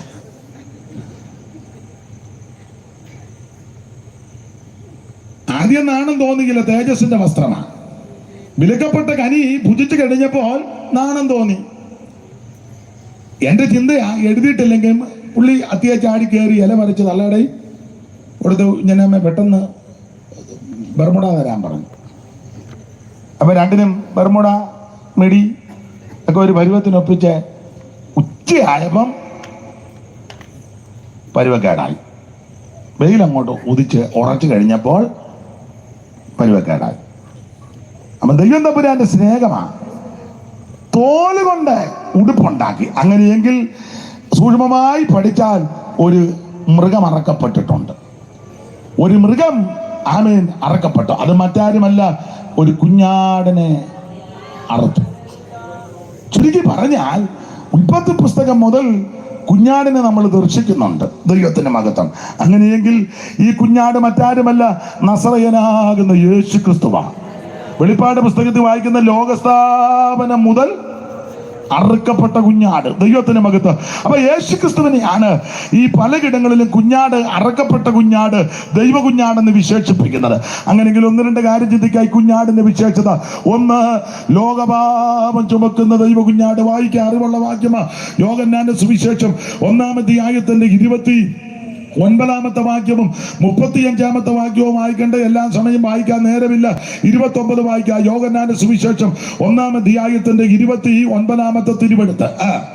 പിറ്റേന്നാൾ യേശു തന്റെ അടുക്കൽ വരുന്നത് കണ്ടിട്ട്, ഇതാ ലോകത്തിന്റെ പാപം ചുമക്കുന്ന ദൈവത്തിന്റെ കുഞ്ഞാട്. യേശു ക്രിസ്തുവിനെ നോക്കിക്കൊണ്ട് യോഹന്നാൻ സ്നാപകൻ തന്റെ ശിശുവൃന്ദത്തോട് സങ്കോചം കൂടാതെ പറയുക, ഇതാ ലോകത്തിന്റെ പാപത്തെ ചുമക്കുന്ന ദൈവത്തിന്റെ കുഞ്ഞാട്. ഇന്ന് രാത്രി എന്നെ കേൾക്കുന്ന ദേശനിവാസികളോടും കൂടപ്പെട്ടവരോടും അവൻ പ്രിയപ്പെട്ടവരോടും ഓർപ്പിക്കട്ടെ, ലോകപാപം ചുമക്കുന്ന ഒരുവൻ മാത്രമേ ഉള്ളൂ. അത് നസറയനാകുന്ന യേശു ക്രിസ്തു. മനുഷ്യൻ പാപികളാണ്. വിലക്കപ്പെട്ട കനി ഭുജിച്ചു, അനുസരണക്കേട് കാണിച്ചു, കൽപ്പനാലംഘനത്തിൽ അകപ്പെട്ടു. ഒരു വ്യത്യാസമില്ല, എല്ലാവരും പാപം ചെയ്യുന്ന. ഈ പാപികളായ മനുഷ്യനെ രക്ഷിപ്പാൻ പാപമില്ലാത്ത നസറയനാകുന്ന യേശു ക്രിസ്തു സ്വർഗ മഹിമകൾ വെടിഞ്ഞ് ഈ താണലോകത്തിലേക്ക് ഇറങ്ങി വന്നു. വേഷത്തിൽ മനുഷ്യനായി കന്യാശൂന്യമായി ഈ ഭൂമിയിൽ അവതരിച്ചത് നസറയനാകുന്ന യേശു ക്രിസ്തു. എന്തിന്? മനുഷ്യവർഗത്തിന്റെ പാപത്തിന് പരിഹാരം വരുത്തുവാൻ. ആ യേശു ക്രിസ്തു നാടെങ്ങും നന്മ സുവിശേഷിച്ച് മരിച്ചവരെ ഉയർപ്പിച്ച് രോഗികളെ സൗഖ്യമാക്കി മുടന്തരെ നടത്തി നാനാ വ്യാധികളാലും ബാധകളാലും വലഞ്ഞവരെ യേശു സുഖപ്പെടുത്തി. ആ യേശു ക്രിസ്തുവിനെ നോക്കിക്കൊണ്ട് യോഹന്നാൻ സ്നാപകൻ തന്നെ ശിഷ്യവൃന്ദങ്ങളോട് പറയാ, ഇതാ ലോകത്തിന്റെ പാപത്തെ ചുമക്കുന്ന ദൈവകുഞ്ഞാണ്. നിങ്ങൾ വേദപുസ്തകം പഠിക്കുന്നവരാ, ഉൽപ്പത്തി പുസ്തകം 22-ാം അധ്യായത്തിൽ ഒരു കുഞ്ഞാട് അറക്കപ്പെടുന്നുണ്ട്. അത് ഇസഹാക്കിന് പകരം അറക്കപ്പെട്ട കുഞ്ഞാടാ. പുറപ്പാട് പുസ്തകം 12-ാം അധ്യായത്തിൽ വീടൊന്നിന് ഒരാട്ടിൻകുട്ടി, അത് ഓരോ കുടുംബത്തിന് വേണ്ടി അറക്കപ്പെട്ട കുഞ്ഞാടാ. ലേവ്യ പുസ്തകം 16-ാം അധ്യായത്തിൽ ഇസ്രായേൽ മക്കളുടെ പാപം എല്ലാം കൂടെ ശിരസിലോട്ട് ഏൽപ്പിച്ചു കൊടുത്തൊരു കുഞ്ഞാടിനെ വിടുന്നുണ്ട്. 2 കുഞ്ഞാട, അതിലൊന്നിനെ മരുഭൂമിയിലേക്ക് അസസ്സേലിന് ചീട്ട് വീഴുന്നയാട. ആ മഹാപുരോഹിതൻ തന്റെ കൈയെല്ലാം കൂടെ ഇസ്രായേൽ മക്കളുടെ പാപം എല്ലാം കൂടെ വെച്ച് ആടിന്റെ മേൽ ചുമത്തി അതിനെ വിടുകയാണ്. ഈ ആട്ടിൻകുട്ടികളുടെ പ്രത്യേകത 12 ഗോത്രങ്ങളുടെ പാപം വഹിച്ചു പോകുന്ന ആട്ടിൻകുട്ടിയാണ്. അപ്പോൾ ഉൽപ്പത്തി പുസ്തകം 22-ാം അധ്യായത്തിൽ വ്യക്തിക്ക് വേണ്ടി അറക്കപ്പെടുന്ന കുഞ്ഞാട്, പുറപ്പാട് 12-ൽ കുടുംബത്തിന് വേണ്ടി അറക്കപ്പെടുന്ന കുഞ്ഞാട്, ലേവ്യ 16-ൽ 12 ഗോത്രങ്ങൾക്ക് വേണ്ടി മാത്രം വേർതിരിക്കപ്പെട്ട് പാപം വഹിക്കുന്ന കുഞ്ഞാട്. എന്നാൽ യോഹന്നാന്റെ സുവിശേഷം 1-ാം അധ്യായത്തിലെ കുഞ്ഞാടിന്റെ വിശേഷത വ്യക്തിക്കും കുടുംബത്തിനും ഗോത്രത്തിനും മാത്രമല്ല മുഴു ലോകത്തിന്റെയും പാപം ചുമന്ന് അവൻ പരിഹരിക്കുന്ന കുഞ്ഞാടാണ് യേശു ക്രിസ്തു. ഇന്ന് രാത്രി നീ ഏത് മതത്തിലും കുലത്തിലും കുടുംബത്തിലും നിറത്തിലും നിലവാരത്തിൽപ്പെട്ട വ്യക്തിയാണെന്ന് ദൈവത്തിന് വിഷയമല്ല. ഈ ജാതിയും മതവും വർഗവും മരണവും എല്ലാം മനുഷ്യൻ ഒപ്പിച്ചു വെച്ച വിനകളാണ്. എല്ലാം മനുഷ്യൻ ഒപ്പിച്ചതാ. ഞങ്ങൾ ഇച്ചിരി കൂടിയതാ, അവരിച്ചിരി കുറഞ്ഞതാ, ഈ ഏരിയയിലെ ഏറ്റവും ടോപ്പ് ഞങ്ങളാ, മറ്റൊന്നും എല്ലാം വിവരക്കേടാ. വേദപുസ്തകം പഠിപ്പിക്കുന്നത് ഇവിടെ ആരും കൂടിയവരും കുറഞ്ഞവരുമില്ല. ഈ പുസ്തകം പക്ഷെ നമ്മുടെ പെന്തിക്കോസുകാരും വിശ്വസിക്കുന്നില്ല. ഇല്ല, വെറുതെ കൈയടിക്കുകയും ചുമ്മാ ചാടുകയും ചെയ്യുന്നതല്ലാതെ ഇതുകൊള്ളൊന്നും ഉപദേശമാര് വിശ്വസിക്കുന്നില്ലല്ലോ. ഉപദേശമാര് തന്നെ സെൻട്രൽ പാസ്റ്റർമാര് ചില പറഞ്ഞില്ലേ, പാസ്റ്റർ പുള്ളി നിങ്ങളുടെ സെൻറ്ററല്ലേ? നമ്മുടെ സെൻറ്ററില്ല, മറ്റേയാളാ, നമ്മുടെ അല്ല. അപ്പൊ ഇവനും ഇത് വിശ്വസിക്കുന്നില്ല, ചുമ്മാ കൈയടിച്ച് ബഹളം ഉണ്ടാക്കുന്നതല്ലാതെ. ഞാൻ വേദപുസ്തകത്തിന്റെ വെളിച്ചത്തിൽ ഉപദേശം പറയാം, നിങ്ങൾ ഇഷ്ടമുണ്ടെങ്കിൽ. പുസ്തകത്തിലെ വാക്യം അതങ്ങനെ തന്നെ. ഭൂതലത്തിലെങ്ങും കുടിയിക്ക് ഉരിക്കുവാൻ ഒരുത്തനിൽ നിന്ന് മനുഷ്യജാതിയെ ഉളവാക്കി. ഇരിക്കുന്ന മുഴുവൻ ഒരെണ്ണത്തിന്റെ സന്തതിയാണ്. ഈ ദേശത്തന്നെ കേൾക്കുന്ന മുഴുവൻ എണ്ണവും ഒരെണ്ണത്തിന്റെ സന്തതിയാണ്. അല്ല, ഈ ഭൂമിയിൽ ജീവിക്കുന്ന സകല മനുഷ്യരും ഒരെണ്ണത്തിന്റെ സന്തതിയാണ്. നിങ്ങളാരും വിശ്വസിക്കുകയല്ല. വിശ്വസിക്കുന്നവര് ഇങ്ങനെയൊന്നും അല്ല ഇരിക്കുന്നത്. എന്നാലും ഇന്ന് രാത്രി ഇങ്ങനെയും വന്നിരിക്കുന്നല്ലോ, അതിന് ഞാൻ ദൈവത്തെ മഹത്വപ്പെടുത്തുന്നു. ഇതൊന്നും ആരും വിശ്വസിക്കുന്ന കേസല്ല. പക്ഷെ ഞാനിത് പൂർണ്ണമായിട്ട് വിശ്വസിക്കുകയും അംഗീകരിക്കുകയും ചെയ്യുന്നയാളാ. അങ്ങനെയാ ഞാൻ ആൾക്കാരോട് ഇടപെടുന്നത്. ഇത് മുഴുവൻ ഒരെണ്ണത്തിൻ്റെയാണ്. പക്ഷെ നമ്മുടെ പെന്തിക്കോസുകാർ ഇപ്പൊ അത് അംഗീകരിക്കുന്നില്ല. സിറിയൻ പെന്തിക്കോസ്, കനാനായ പെന്തിക്കോസ്, ഓർത്തഡോക്സ് പെന്തിക്കോസ്, ഈഴവ പെന്തിക്കോസ്, ചേരമർ പെന്തിക്കോസ്, സാംബവ പെന്തിക്കോസ്, പിന്നെ ഏതാ? നിങ്ങൾ ഈ ലോകത്തൊന്നും അല്ലയോ? ഒന്നും വിശ്വസിക്കുന്നില്ല നല്ലതും. വേദപുസ്തകത്തിന്റെ വെളിച്ചത്തിൽ ഉറപ്പിച്ചും നിറപ്പിച്ച് പറയാം, സകല എണ്ണ ഒരുത്തന്റെ സന്തതികളാണ്. ഭൂതലത്തിലെങ്ങും കുടിയിരിക്കുവാൻ അവൻ ഒരുത്തനിൽ നിന്ന് മനുഷ്യജാതിയെ ഉളവാക്കി. എന്നാൽ മനുഷ്യനായി സൂത്രങ്ങളെല്ലാം കണ്ടുപിടിച്ച് ഇല്ലേ? മനുഷ്യനാ. ബ്രാഹ്മണോകം നരേന്ദ്രോകം ആട്ടേടിതൻ കലർന്നിടുന്ന ജാന്തരെ ജന്തുക്കൾ ഭക്ഷിച്ചു കാക്ഷിച്ചു പോകിലും എന്ത് വെണ്ണീറായി ചമഞ്ഞു പോകിയിടിലും മണ്ണിന് കീടായി കൃമികളായി പോകിലും നന്നല്ലതേ. മനുഷ്യനായി ആദ്യ ബ്രാഹ്മണൻ, ക്ഷത്രിയൻ, വൈശ്യൻ, ശൂദ്രൻ ഇതൊക്കെ ഗുരുക്കൊപ്പിച്ചേച്ച് ഒരുത്തം പോയി. അല്ല, അവന്റെ പേരും മറന്നുപോയി. അവനാണല്ലോ ഇത് മുഴുവൻ ഒപ്പിക്കുന്നത്. ഞങ്ങള് ഇപ്പോഴും വലിയ പുള്ളിക്കാരാണ്. ആര്? തമ്പുരാട്ടി. ഇപ്പോഴും അങ്ങനല്ലേ സംബോധന? അങ്ങനെ ഞങ്ങളുടെ അവിടെ ഒരു അച്ചാനുണ്ടായിരുന്നത് ഈ പണ്ട കാലത്ത് അയിത്തമൊക്കെ ഉള്ള സമയം. അപ്പോൾ ഒരു വീട്ടിലെ തള്ളേനെ എല്ലാവരും തമ്പുരാട്ടി എന്നാണ് വിളിക്കുന്നത്. പുള്ളിക്ക് വിളിക്കാൻ കഴിയത്തില്ല. അതിന് പുള്ളി അവിടെ ചെന്ന് ട്യൂണ് മാറ്റി വിളിക്കും, ചെമ്പിയാട്ടിയേ. അപ്പൊ അവരകത്ത് തമ്പുരാട്ടി എന്നാ കേൾക്കുന്നത്. പുള്ളി ചെമ്പിയാട്ടി എന്നാ വിളിക്കുന്നത്, ചെമ്പിയാട്ടിയേ. അപ്പൊ അവര് എന്തോ അപ്പൊ അവര് തിരിയുന്നത് അമ്പരാട്ടിന്ന് വിളിച്ചെന്നാ. അമ്പരാട്ടിന്നല്ല, പുള്ളി MBT എന്നാ വിളിക്കുന്നത്. അല്ല എമ്പകലം പോലെ ഇരിക്കുകയല്ലോ. മനുഷ്യനായി ജാതി സ്പർദ്ധയൊക്കെ ഉണ്ടാക്കി വെച്ചേക്കുന്നത്. ഇത്രയടി അകലം, ഇത്രയടി ദൂരം, മിറ്റത്ത് കയറാനൊക്കത്തില്ല, വാഴയില കോട്ടി കുഴി കൊത്തി കഞ്ഞി കൊടുക്കുന്നു, പള്ളിക്കൂടത്തിൽ കയറാനൊക്കത്തില്ല. ഇതെല്ലാം മനുഷ്യനൊപ്പിച്ച വിനകളാണ്. അതുകൊണ്ടല്ലോ വേറെ പുസ്തകത്തിൽ വായിക്കുന്നത്, ദൈവം നേരുള്ളവനായിട്ടാണ് മനുഷ്യനെ സൃഷ്ടിച്ച മുഴുവൻ സൂത്രം ഒപ്പിച്ച് വെച്ചേക്കുക. അതുകൊണ്ട് ദൈവം തമ്പുരാൻ ദുഃഖിച്ചെന്നാണ് എഴുതിയേക്കുന്നത്. ദുഃഖിച്ചു. ദൈവത്തിന് മനപ്രയാസമായി, ദൈവമേ മുടിഞ്ഞവനെ തെറ്റിച്ചല്ലോ എന്ന് ഓർത്താ. അങ്ങനെ എഴുതിയിട്ടില്ലെങ്കിലും ആശയം ഇവനെയെല്ലാം ഞാൻ എൻ്റെ കൈ കൊണ്ട് തന്നെ ഇടയ്ക്ക് കയറി പറയാൻ. ദൈവം ആദമിനെ സൃഷ്ടിച്ചു, ഹവ്വായെ സൃഷ്ടിച്ചത് എങ്ങനെയാ?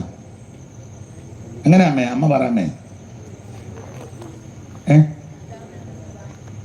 ആട്ടെ, ഒരു ചോദ്യം നിങ്ങളൊരു സഹോദരിമാരടാ.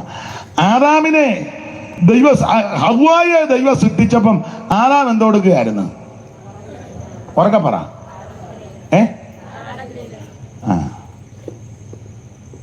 എന്തിനാ പുള്ളിക്ക് ഗാഠതന്തിര കൊടുത്തേ? പറയാമേ.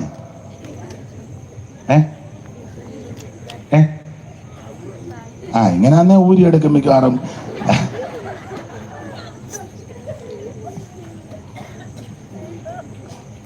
അമ്മ പറഞ്ഞമ്മേ. ഹവ്വായെ ദൈവം സൃഷ്ടിച്ചപ്പോൾ ആരാ എന്തെടുക്കുകയായിരുന്നു മോനെ? ഉറക്കെ പറഞ്ഞു. ഉറക്കെ പറയുന്നില്ലേ? എന്നാ വേണ്ട, പതുക്കെ പറഞ്ഞു. ഗാഠനിദ്ര ഉറങ്ങുകയായിരുന്നു. അതിനെ പുള്ളി ഉറങ്ങിയേ. പുള്ളിയെ ദൈവം ഉറക്കിയ എന്തിനാ? ദൈവം ഉറക്കിയ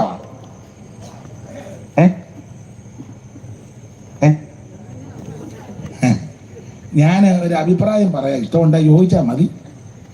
ആദമിന് ദൈവം ഉറക്കം കൊടുത്തതെന്ന് വെച്ചാൽ ഹവ്വായെ സൃഷ്ടിക്കുക, ഇവൻ എഴുന്നേറ്റിരിക്കുകയാണെങ്കിൽ കയറി അഭിപ്രായം പറയും.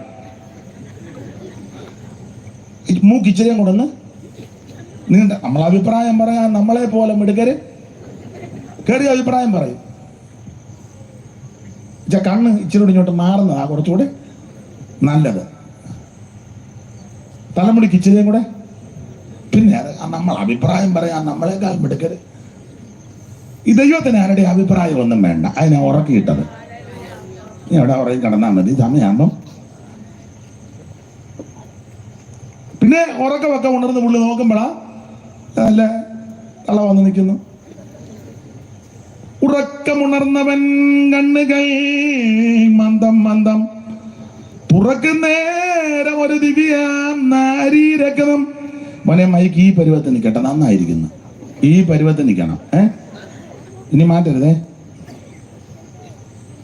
ഉറക്കമുണർന്നവൻ, ഞാനും ഇവിടുന്ന് മാറുന്നില്ല. ഉറക്കമുണർന്നവൻ കണ്ണുകൾ മന്ദം മന്ദം തുറക്കുന്നേരം ഒരു ദിവ്യമാ നാരീരക്തം തനിക്ക് മുമ്പിലായി നിൽക്കുന്നു.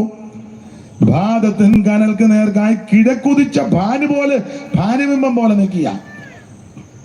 അപ്രതീക്ഷിതമായ കാഴ്ചയിൽ വിവശനായി ഇപ്രകാരം ആദമൻ ഉള്ളത്തിൽ ഉച്ചരിച്ചു, എന്ത് ഞാൻ കാണുന്നത് ചന്തമേറിയ കാഴ്ച.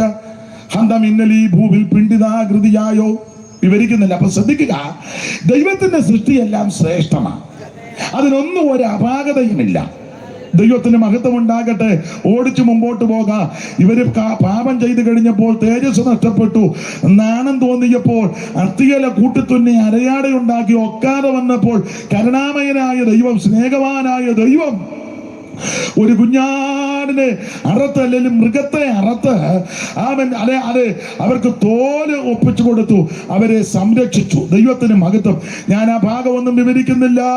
ആ യേശു ക്രിസ്തുവിനെ കുഞ്ഞാടെന്ന് വെളിപ്പെടുത്തിയിരിക്കുക. ഇവിടെ യോഹന്നാന്റെ സുവിശേഷം 1-ാം അധ്യായത്തിൽ കടന്നു പോകുന്ന ക്രിസ്തുവിനെ ചൂണ്ടിക്കൊണ്ട് യോഹന്നാൻ സ്നാപകൻ തന്നെ ശിഷ്യന്മാരോട് പറയുക, ലോകത്തിന്റെ പാപത്തെ ചുമക്കുന്ന ദൈവ കുഞ്ഞാടാ. ഇന്ന് രാത്രി എന്നെ കേൾക്കുന്ന പ്രിയരെ, വ്യക്തികളുടെയും കുടുംബത്തിന്റെയും ഗോത്രങ്ങളുടെ മാത്രമല്ല, യേശു ക്രിസ്തു മുഴു ലോകത്തിന്റെയും പാപം ചുമക്കുന്ന ദൈവകുഞ്ഞാട്. ഇന്ന് രാത്രി പാപികളാകുന്ന മനുഷ്യനെ രക്ഷിക്കുവാൻ പാപമില്ലാത്ത പരിശുദ്ധനായ യേശു ക്രിസ്തു സ്വർഗ മഹിമകൾ വെടിഞ്ഞ് താണലോകത്തിൽ ഇറങ്ങി വന്നു. നാടെങ്ങും നന്മ സുവിശേഷിച്ച് മരിച്ചവരെ ഉയർപ്പിച്ചു, രോഗികളെ സൗഖ്യമാക്കി തിരുവെടുത്ത് പറഞ്ഞതുപോലെ അവിടുന്ന് കഷ്ടാനുഭവങ്ങളിൽ കൂടി കടന്നുപോയി പങ്കപ്പാടുകൾ സഹിച്ച് ആമേനത് പീഡകൾ ഏറ്റ് ക്രൂശിൽ മരിച്ചു. അവൻ മൂന്നാം ദിവസം തിരുവെടുത്ത് പറഞ്ഞതുപോലെ ഉയർത്ത് ഇന്നും ജീവിക്കുന്ന യേശു. ആ യേശുവിനെ ചൂണ്ടിക്കൊണ്ടാ പറഞ്ഞ ലോകപാപം ചുമക്കുന്ന ദൈവകുഞ്ഞാട്. ഇന്ന് രാത്രി ഈ മനുഷ്യവർഗത്തിന്റെ പാപത്തിന് പരിഹാരം വരുത്തുവാൻ കഴിവുള്ളവനായ യേശു ക്രിസ്തു. മറ്റൊരുത്തനും രക്ഷയില്ല. നാം രക്ഷിക്കപ്പെടുവാൻ ആകാശത്തിന് കീഴിൽ മനുഷ്യരുടെ ഇടയിൽ നൽകപ്പെട്ട ഒരേ ഒരു നാമം യേശു ക്രിസ്തുവിന്റെ പരിശുദ്ധ നാമം. യേശുവിന്റെ പരിശുദ്ധ രക്തത്താൽ സകല പാപങ്ങളും പരിഹരിക്കപ്പെടും. അവിടുത്തെ രക്തം പുണ്യാക രക്തമാ, വിലയേറിയ രക്തമാ. ആമേൻ സ്തോത്രം. ഹാബേലിന്റെ രക്തത്തെക്കാളും ഗുണകരമായി സംസാരിക്കുന്ന പുണ്യാക രക്തമാ. ഇന്ന് രാത്രി ഒറ്റ വാക്ക് പ്രാർത്ഥിച്ചാൽ മതി. യേശുവേ, ഞാനൊരു പാപിയാ, എന്റെ പാപം ക്ഷമിക്കണം. അവിടുത്തെ പരിശുദ്ധ രക്തത്താൽ എന്റെ പാപങ്ങൾ കഴുകി മോചിക്കണമെന്ന് ആര് ഇന്ന് രാത്രി പ്രാർത്ഥിക്കും, അവരെ യേശു രക്ഷിക്കും. ഇന്ന് രാത്രി പാപങ്ങൾ പരിഹരിക്കുന്ന ദൈവകുഞ്ഞാടാകുന്ന യേശു. അപ്പോൾ ഒന്നാമത്തെ കുഞ്ഞാട് ലോകപാപം ചുമക്കുന്ന ദൈവകുഞ്ഞാടാ. പാപത്തിന് പരിഹാരം വരുത്തുവാൻ കർമ്മമാർഗമോ പുണ്യപ്രവൃത്തിയോ ദാനധർമ്മങ്ങളോ നേർച്ച കാഴ്ചകളോ ആചാര അനുഷ്ഠാനങ്ങളോ കർമ്മകാണ്ഡങ്ങളോ ഒന്നുമില്ല. ഇരിക്കുന്ന ഇടത്ത് കേൾക്കുന്ന ഇടത്തിരുന്ന ഒറ്റ വാക്ക് പറഞ്ഞാൽ മതി, യേശു നിന്റെ പാപം മോചിക്കും. മീകാ പ്രവചനം 6-ാം അധ്യായത്തിന്റെ 8-ാം വാക്യം ഇതിനോട് ചേർത്തൊന്ന് വായിച്ചേച്ച് നമുക്ക് അടുത്ത ഭാഗത്തേക്ക് വരാം. മീകാ പ്രവചനം 6-ാം അധ്യായത്തിന്റെ 8-ാമത്തെ വാക്യം ഒന്ന് വായിച്ചാട്ടെ. ദൈവത്തിന് മഹത്വം ഉണ്ടാകട്ടെ. നിനക്ക് കാണിച്ചു തന്നിരിക്കുന്നു. ഒന്നുകൂടെ വായിച്ചോ. മനുഷ്യ നല്ലതെന്തെന്ന് അവർ നിനക്ക് കാണിച്ചു തന്നു. മനുഷ്യ നല്ലതെന്തെന്ന് നിനക്ക് കാണിച്ചു തന്നിരിക്കുക. ന്യായം പ്രവർത്തിപ്പാനും ദയാതൽപരനായിരിക്കാനും നിന്റെ ദൈവത്തിന്റെ സന്നിധിയിൽ താഴ്മയോടെ നടപ്പാനുമല്ലാതെ എന്താകുന്നു യഹോവ നിന്നോട് ചോദിക്കുന്നത്. വേറെ എന്തുവാ? വേറൊന്നും ദൈവം ചോദിക്കുന്നില്ല. എന്താകുന്നു ചോദിക്കുന്നത്? ദൈവത്തിന് മഹത്വം. താഴ്മയോടെ നടപ്പാനും ദയാതൽപരനായിരിക്കാനും അല്ലാതെ വേറെ എന്നാ ചോദിക്കുന്നത്? ദൈവത്തിന് ആടിനെ വേണ്ട, പശുവിനെ വേണ്ട, കാളെ വേണ്ട, ഏത്തക്കൊല വേണ്ട, പൈനാപ്പിള് വേണ്ട, ആപ്പിള് വേണ്ട, ഓറഞ്ച് വേണ്ട, പൂവൻകോഴി വേണ്ട, പടക്കോഴി വേണ്ട, പൊരുന്നക്കോഴിയും വേണ്ട. ദൈവത്തിന് ഇതൊന്നും ആവശ്യമില്ല. ദൈവത്തിന് ആവശ്യം നീ താഴ്മയോടും ദയോടും ജീവിക്കുക, നീ ദൈവത്തെ അറിയുക. ഇതേ ദൈവത്തിന് ആവശ്യമുള്ളൂ. ദൈവത്തിന് ആവശ്യം നിന്നെയാണ്. നിന്റെ ഭൗതികമായ ഒരു കാര്യവും ദൈവത്തിന് വേണ്ട. ദൈവത്തിന് നിന്റെ ഒരു ഭൗതിക വസ്തുക്കളും വേണ്ട. 5 സെന്റ് സ്ഥലം ദൈവത്തിന് കൊടുത്തുന്നു. കാരണം പുള്ളി പുറമ്പോക്കി കിടക്കുക. 5 സെന്റ് സ്ഥലം കൊടുത്തവൻ ഏതാ? 5 ഏക്കർ ഉള്ളവൻ 5 സെന്റ് സ്ഥലം. എന്നാൽ ഈ മുടിഞ്ഞവൻ്റെ ഒരു 1/2 ഏക്കർ കൊടുക്കുവോ? മിണ്ടുന്നില്ല. എനിക്ക് ധാരാളം പേരെ അറിയാം. ഏക്കർ കണക്കിന് വസ്തുവുള്ള പുള്ളി സഭയ്ക്ക് കൊടുത്തതാ 5 സെന്റ് അല്ലെങ്കിൽ 7, 10 കൊടുത്തവര് വിരളവാ. ഈയിടെ ഒരു സ്ഥലത്ത് ഞാൻ വെച്ച് ഹോള് ഞാൻ പാസ്വേഡ് വെച്ച് എത്ര സെന്റ് ഉണ്ട്? 10 ഏക്കർ ഉണ്ട്. പുള്ളി കൊടുത്ത 5 സെന്റ്. വഴിയില്ല, പുഴയില്ല, ഒറ്റക്കാലം എന്ന് വേണം ഹോളിലോട്ട് കയറാൻ. ദൈവത്തിന് നിന്റെ വസ്തു ഒന്നും വേണ്ട, ദൈവത്തിന് പൈസയും വേണ്ട. ദൈവത്തിന് ആവശ്യം നിന്നെയാ. ദൈവത്തിന് കാണിക്കൊന്നും വിടണ്ട. ദൈവത്തിന് നിന്നെ കണ്ടാ മതി. നിന്നെ കണ്ടാ മതി. നിന്നെ കാണുമ്പോൾ തന്നെ ദൈവത്തിന് സന്തോഷമാണ്. ദൈവത്തിന് മഹത്വം. ഇന്ന് രാത്രി അവൻ പാപത്തിന് പരിഹാരം വരുത്തുന്ന ഒരുവനേ ഉള്ളൂ, നസ്രയനാകുന്ന യേശു ക്രിസ്തു. ഓടിച്ചവസാനിപ്പിക്കാം. 1, ലോകത്തിന്റെ പാപത്തെ ചുമക്കുന്ന ദൈവത്തിന്റെ കുഞ്ഞാട് യേശു ക്രിസ്തു. 2ാമത്തെ കുഞ്ഞാട് നമുക്ക് വായിക്കാം. ഇപ്പോൾ വായിച്ച വേദഭാഗത്തിലുണ്ടല്ലോ, വെളിപ്പാട് പുസ്തകം 5-ാം അധ്യായത്തിന്റെ ആമേൻ സ്തോത്രം 9-ാമത്തെ വാക്യം ഒന്നുകൂടെ വായിച്ചു. 9-ഉം 10-ഉം. പുസ്തകം വാങ്ങാനും അതിന്റെ മുദ്ര പൊട്ടിപ്പാനും നീ യോഗ്യൻ. നീ അറക്കപ്പെട്ടു. ദൈവത്തിന്റെ മകത്ത് ഈ കുഞ്ഞാട് 2ാമത്തെ കുഞ്ഞാട് അറക്കപ്പെട്ട കുഞ്ഞാട്. അത് പരാമർശിച്ചത് കൊണ്ട് വിസ്തരിക്കുന്നില്ല. അറക്കപ്പെട്ട കുഞ്ഞാട്. അറക്കപ്പെട്ടെന്ന് പറഞ്ഞാൽ അതിന്റെ അർത്ഥം എത്രയുള്ളൂ? രക്തം ചീന്തിയ കുഞ്ഞാട്. രക്തം ചിന്തിയ ഒരുവനെ ഉള്ളു നസറേയനാകുന്ന യേശു ക്രിസ്തു. സ്വന്തം രക്തം ചിന്തി അവൻ മനുഷ്യവർഗത്തെ രക്ഷിച്ചു. ഇവിടെ വന്ന പല ആൾക്കാരും മറ്റുള്ളവരുടെ രക്തമെല്ലാം ചിന്തിയും മറ്റുള്ളവരെ അങ്ങോട്ടും ഇങ്ങോട്ടും വെട്ടാനും കുത്താനും പോലെ അവൻ അന്യോന്യം പകയ്ക്കാനും പീഡിപ്പിക്കാനും ആഹ്വാനം മുഴക്കി പോകുമ്പോൾ അവൻ സ്വന്തം രക്തം ചിന്തിയ ഒരുവനെ ഉള്ളു, അത് നസറേയനാകുന്ന യേശു ക്രിസ്തു. ചിലര് ഞാൻ എപ്പോഴും പറയും, ചിലര് പറയുന്നത്, വത്സ നീ അവന്റെ പെടല് വെട്ടിക്കൊണ്ട് പോവാ വത്സ, ഞാൻ നിന്നിൽ പ്രസാദിച്ചിരിക്കുന്നു വത്സ. വത്സൻ വടിവാളുമായിട്ട് നടക്കുക. വത്സൻ കാരണം വത്സനോട് പറയാ, നീ അവന്റെ പെടല് വെട്ടിക്കൊണ്ട് പോവാ വത്സൻ. വത്സൻ അന്ന് മുതൽ വാളുമായിട്ട് നടക്കുക. യേശു ഇന്ന് ഒറ്റ വത്സനോടും പറഞ്ഞിട്ടില്ല നീ അവന്റെ 12 വത്സന്മാർ കൂടെ ഉണ്ടായിരുന്നു. ഒരു വത്സനോട് പറഞ്ഞ വാളെടുക്കുന്ന വാളല്ല, വാളിടാൻ. അതാ യേശു. യേശു ആരുടെ രക്തം താന്ന് പറയുന്നില്ല, അവിടുത്തെ രക്തം ഇങ്ങോട്ട് ചീന്തി. അതാ യേശു, നസറേയനാകുന്ന യേശു. ദൈവത്തിന്റെ മഹത്വം. ആ രക്തത്തിന്റെ വിശേഷത, ഇത് വിലയേറിയ രക്തമാ, പരിശുദ്ധ രക്തമാ, സംസാരിക്കുന്ന രക്തമാ, ഗുണകരമായി സംസാരിക്കുന്ന രക്തമാ. ആട്ടുകുറ്റന്മാരുടെയും കാടക്കിടാക്കിന്റെയും രക്തവും മലിനപ്പെട്ടമേ തളിക്കുന്ന പശുഭസ്മവും ജഡികശുദ്ധി വരുത്തുമ്പോൾ നിത്യാത്മാവിനാൽ പിതാവാം ദൈവത്തിന് തന്നെത്താൻ നിഷ്കളങ്കനായി സമർപ്പിച്ച യേശു ക്രിസ്തുവിന്റെ പരിശുദ്ധ രക്തം ജീവനുള്ള ദൈവത്തെ ആരാധിക്കുവാൻ നമ്മളെ യോഗ്യരാക്കി തീർത്തു. ഈ കുഞ്ഞാടിന്റെ പ്രത്യേകത, 1 ലോകപാപം ചുമക്കുന്ന ദൈവ കുഞ്ഞാട്, 2 അറക്കപ്പെട്ട കുഞ്ഞാട് എന്ന് പറഞ്ഞാൽ രക്തം ചിന്തിയ കുഞ്ഞാട്. പരിശുദ്ധ രക്തം മനുഷ്യവർഗത്തിന്റെ രക്ഷയ്ക്ക് വേണ്ടി ചിന്തിയ ദൈവ കുഞ്ഞാടാണ് നസറേയനാകുന്ന യേശു ക്രിസ്തു. എടുത്ത് വായിപ്പിക്കുന്നില്ല. 3 ഈ കുഞ്ഞാടിന്റെ പ്രത്യേകത, അവൻ ജയമെടുത്ത കുഞ്ഞാടാ. സ്തോത്രം. ജയിച്ചവനെന്നാ. സ്തോത്രം. നീ ജയം പ്രാപിച്ചിരിക്കുന്നു. 5-ാം അധ്യായത്തിന്റെ 4-ാം വാക്യം വായിച്ച്. പുസ്തകം തുറന്ന് വായിപ്പാനെങ്കിലും അത് നോക്കുവാനെങ്കിലും യോഗ്യനായി ആരെയും കാണായി കൊണ്ട് ഞാൻ ഏറ്റവും കരഞ്ഞു. അടുത്തതാ. അപ്പോൾ മൂപ്പന്മാരിൽ ഒരുത്തൻ എന്നോട് കരയണ്ട. അപ്പൊ മൂപ്പന്മാരിൽ ഒരുത്തൻ എന്നോട് കരയണ്ട. യഹൂദാഗോത്രത്തിന് സമീപം ദാവീദിന്റെ പേരുമായവൻ പുസ്തകവും അതിന്റെ 7 മുദ്രയും, ആ പുസ്തകവും അതിന്റെ 7 മുദ്രയും തുറപ്പാൻ തക്കവണ്ണം ജയം പ്രാപിച്ചിരിക്കുന്നു. അത് കുഞ്ഞാടിനെയാ പരാമർശം. അപ്പോൾ 3 ഈ കുഞ്ഞാടിന്റെ വിശേഷത, ജയം പ്രാപിച്ച കുഞ്ഞാടാ. ജയിച്ച കുഞ്ഞാട് ഒന്നേ ഉള്ളു, നസറേയനാകുന്ന യേശു ക്രിസ്തു. എന്തിനെ ജയിച്ചു? എല്ലാറ്റിനെയും ജയിച്ചു. ഇവിടെ വന്ന എല്ലാ ആൾക്കാരും ജയിച്ചെന്നൊക്കെ പറയുന്നുണ്ട്. പക്ഷേ സകല എണ്ണവും തോറ്റു തുന്നമ്പാടിയായി ഇവിടുന്ന് പോയത്. എന്തിൽ തോറ്റു? സകല എണ്ണത്തും മരണത്തിന്റെ തണുത്ത കരമെന്ന് തപ്പിയപ്പോൾ, മരണത്തിന് അടിയോറഞ്ഞു മണ്ണോട് മണ്ണായപ്പോൾ മരണത്തെ ജയിച്ച ഒരുവൻ മാത്രമേ ഉള്ളൂ, അത് നസറേയനാകുന്ന യേശു ആകുന്ന കുഞ്ഞാടാണ്. പടുക്കൾ എന്ന് പേരെടുത്ത പൂർവിക പ്രമാണികൾ കൊടുക്കുമെന്ന് സംഭവിച്ചു കേട്ടുകേൾവി ഇല്ലകോ. സമർത്ഥനായ സീസറും പ്രശസ്തനായ ഹോമറും സമത്വമറ്റ സോളമൻ തുടങ്ങിയുള്ള വിജ്ഞൻ സകലയെണ്ണോ തോറ്റു തുന്നമ്പാടി. ഏതിൽ തോറ്റു? മരണം വന്നപ്പോ തോറ്റു. സ്തോത്രം. മരണത്തോട് സകലതും അടിയോറവ് പറഞ്ഞു. അവൻ മണ്ണോട് മണ്ണായി മണ്ണിനിരയായി തീർന്നപ്പോൾ മരണത്തെ ജയിച്ച ഒരുവനേ ഉള്ളൂ, അത് നസറേയനാകുന്ന യേശു ക്രിസ്തു.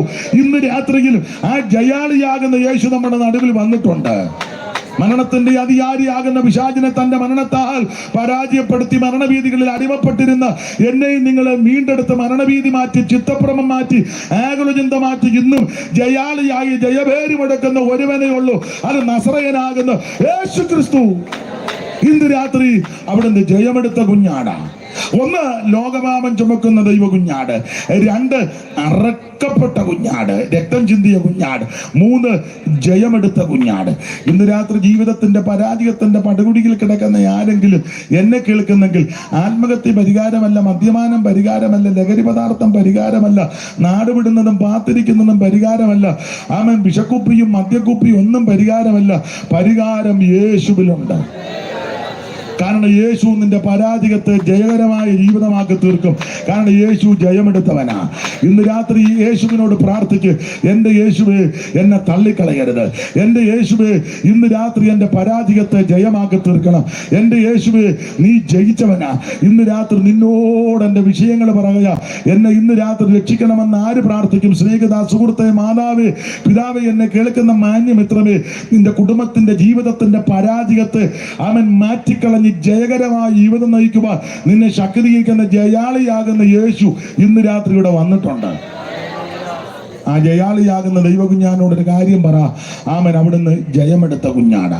എല്ലാ യേശുവോടു ചെന്നു ചൊല്ലിടുമ്പോൾ താൻ കേൾക്കും. യേശുവോടു ചെന്ന് ചൊല്ലിടുമ്പോൾ താൻ കേൾക്കും. ഇന്ന് രാത്രി ജയാളിയാകുന്ന കുഞ്ഞാട് ദൈവത്തിന് മഹത്വം. ഒന്ന് രണ്ട് കാര്യത്തോടെ പറഞ്ഞ് എന്റെ വാക്കിൽ നിന്ന് ഞാൻ വിരമിക്കുകയാണ്. ദൈവത്തിന് സ്തോത്രം.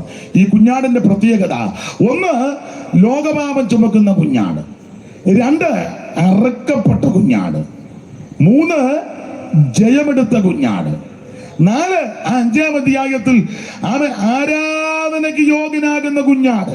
8, 9 വാക്യങ്ങൾ ഒന്നുകൂടെ വായിച്ചാട്ടെ. ഇവിടെ വായിച്ചു.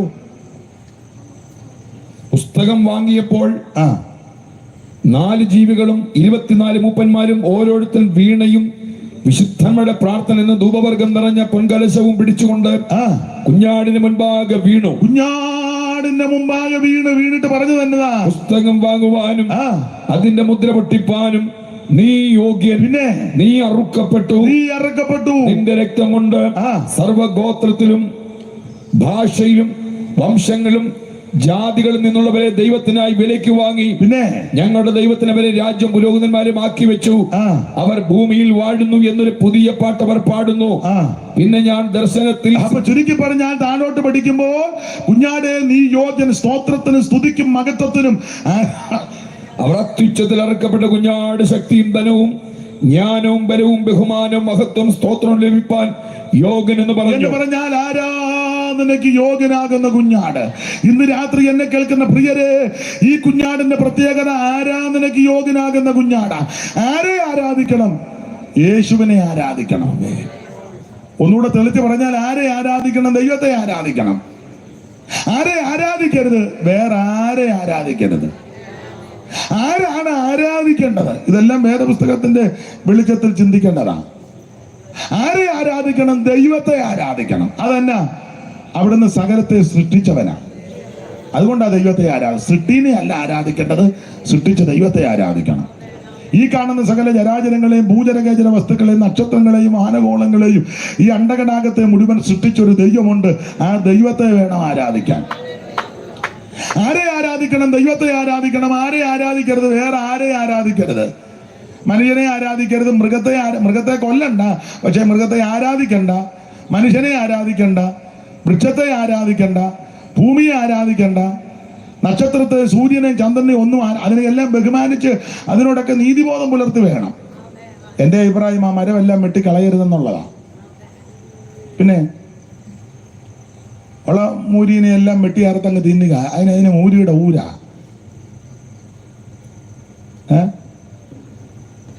എന്തിനാ കൊല്ലുന്നേ? അതവിടെ നിൽക്കട്ടെ. ആരെ ആരാധിക്കണം? ദൈവത്തെ ആരാധിക്കണം. ആരെ ആരാധിക്കരുത്? വേറെ ആരെ ആരാധിക്കരുത്. അപ്പനെ ആരാധിക്കരുത്, അമ്മയെ ആരാധിക്കരുത്, പാസ്റ്റർമാരെ ആരാധിക്കരുത്, വിശ്വാസിനെ ആരാധിക്കരുത്, വല്യപ്പച്ചനെ ആരാധിക്കരുത്, വല്യപ്പച്ചന്റെ അപ്പച്ചനെ ആരാധിക്കരുത്. ഇതിനൊന്നും ആരാധിക്കരുത്. ഈ കാണുന്ന സകല ജരാചരങ്ങളും ഭൂചരകേചര വസ്തുക്കളും ഉണ്ട്. മൃഗത്തെയും മനുഷ്യനെയും നക്ഷത്രത്തെയും ഒന്നും ആരാധിക്കരുത്. ആരാധനയ്ക്ക് യോഗ്യൻ ദൈവമാണ്. സൃഷ്ടിനെ അല്ല ആരാധിക്കേണ്ടത്, സൃഷ്ടിച്ച ദൈവം തമ്പുരാനെ ആരാധിക്കണം. ഇനി ആരാണ് ആരാധിക്കേണ്ടത്? എല്ലാരും ആരാധിച്ചാൽ ഒക്കത്തില്ല. ആരാധനയ്ക്ക് യോഗ്യതയുണ്ട്, അതിന് വേർപാടുണ്ട്. നിങ്ങൾ ദൈവമക്കളായതുകൊണ്ട് ഞാൻ പറയുന്ന കാര്യം പെട്ടെന്ന് പിടികെട്ടാം.